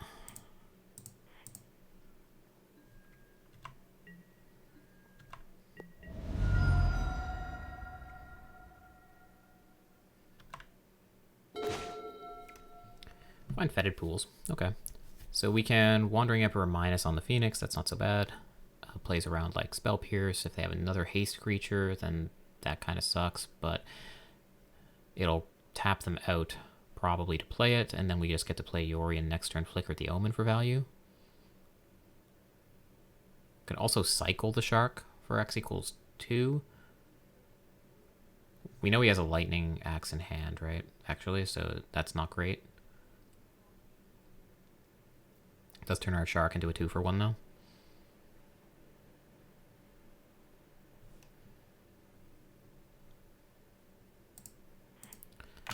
I'm just going to play conservatively.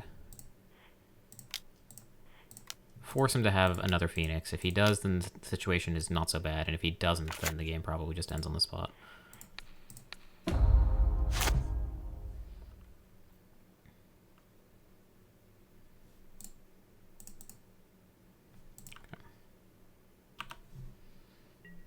Just wanted to make sure I played my land for the turn. I did. I played the Fetid Pools. Young Peasy, that's going to get eaten up by Supreme Verdict. Strangle is going to kill Wandering Emperor. That's sad.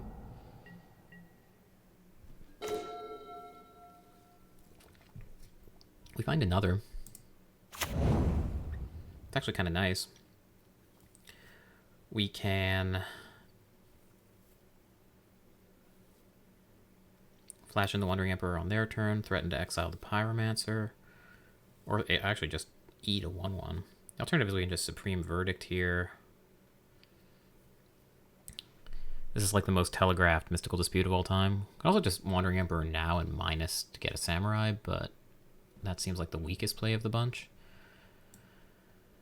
I can also buy Yorion, which I should probably do. Right? I only have 6 mana.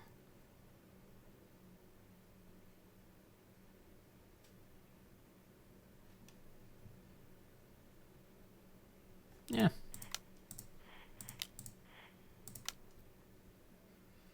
Buy Yorion. We can cycle in the Shark to block if there's an emergency. We can even do that to trade with the Pyromancer and Supreme Verdict if they kill the Shark Typhoon in response.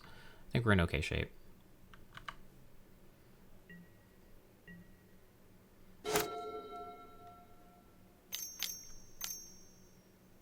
Pieces of the puzzle, sure.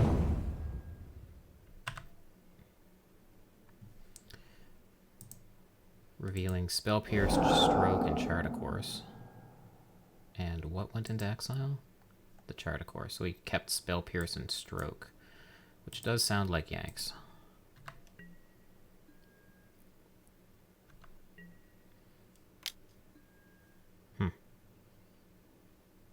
Only attacking with the 1/1? Then I think I'm just going to hold the Shark Typhoon, honestly.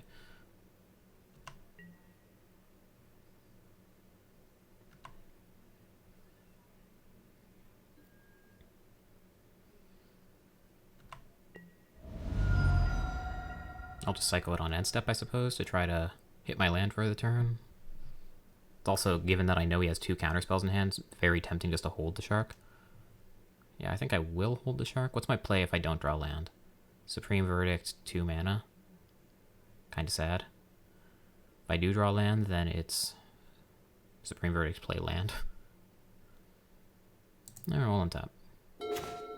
We find Teferi. Teferi's good. We're gonna Supreme Verdict this board, though.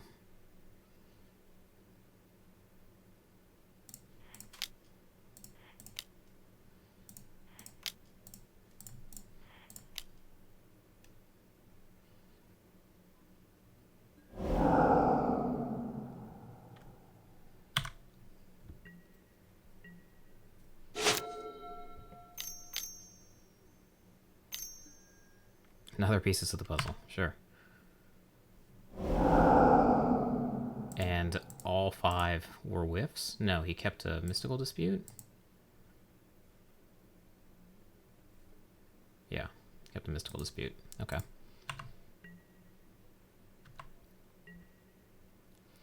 So he has 3 counterspells in hand. Yorion's not coming down anytime soon, I don't think. We find our own dispute, actually, so now maybe Yorion is coming down. What do we want to resolve the most? Lightning Axe hits a Planeswalker, I assume. No, just creature. So it's probably Teferi, Spell Pierce, Dispute, untap. Yeah.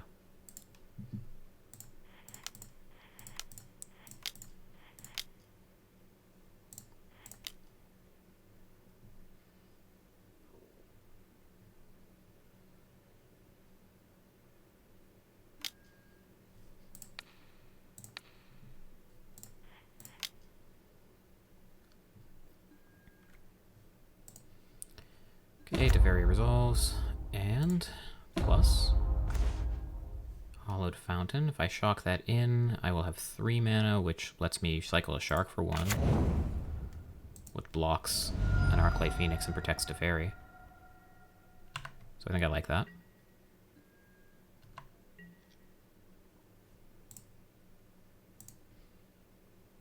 Oh, sorry, that needs to resolve. And here we go.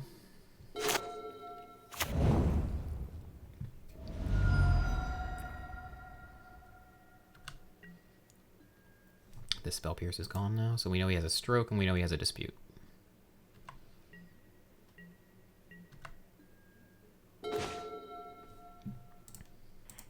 We find Absorb, that's outstanding. We find Godless Shrine, so we have 5, 6, 7, 8 mana, which lets us... We can Yorion, it gets stroked, we absorb back. No, I think instead we just Wandering Emperor on their end step, right? We can even Shark Typhoon on their end step. That seems way better, actually, come to think of it.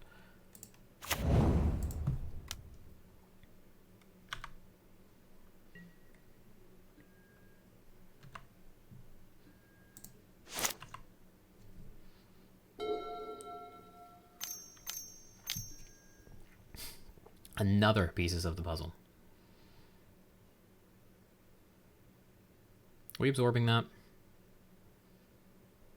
Probably not. I think that these are the ones that are kept. Do we actually know his like entire hand? No, not quite. We know 5 of the 7.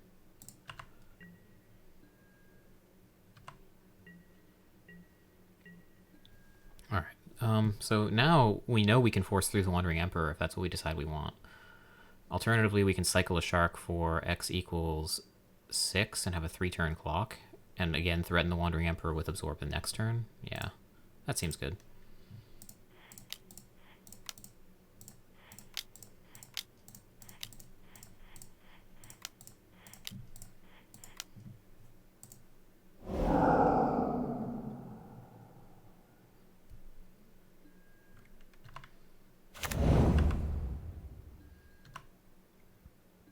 We find Farewell. Not a great draw at this point, of course, but what are you going to do? We are in a commanding lead, and now we found Hullbreaker Horror as well. Alright, combat. Swing for 6.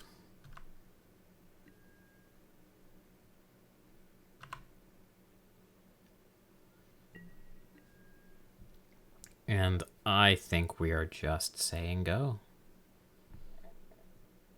Yeah, flashing the Lobster on end step.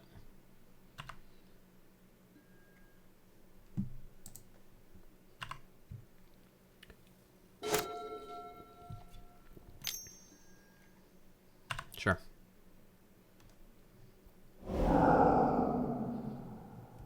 So if he can find Brazen Borrower and then put a Phoenix in the bin. Somehow. Brazen Borrower to kill the Rest in Peace. Get a Phoenix in the bin, maybe attack down to Teferi. Yeah, even that's not anywhere near good enough. So, we win that one. 3-2. Round 6 is coming. Let's see if we can make top 8 from there.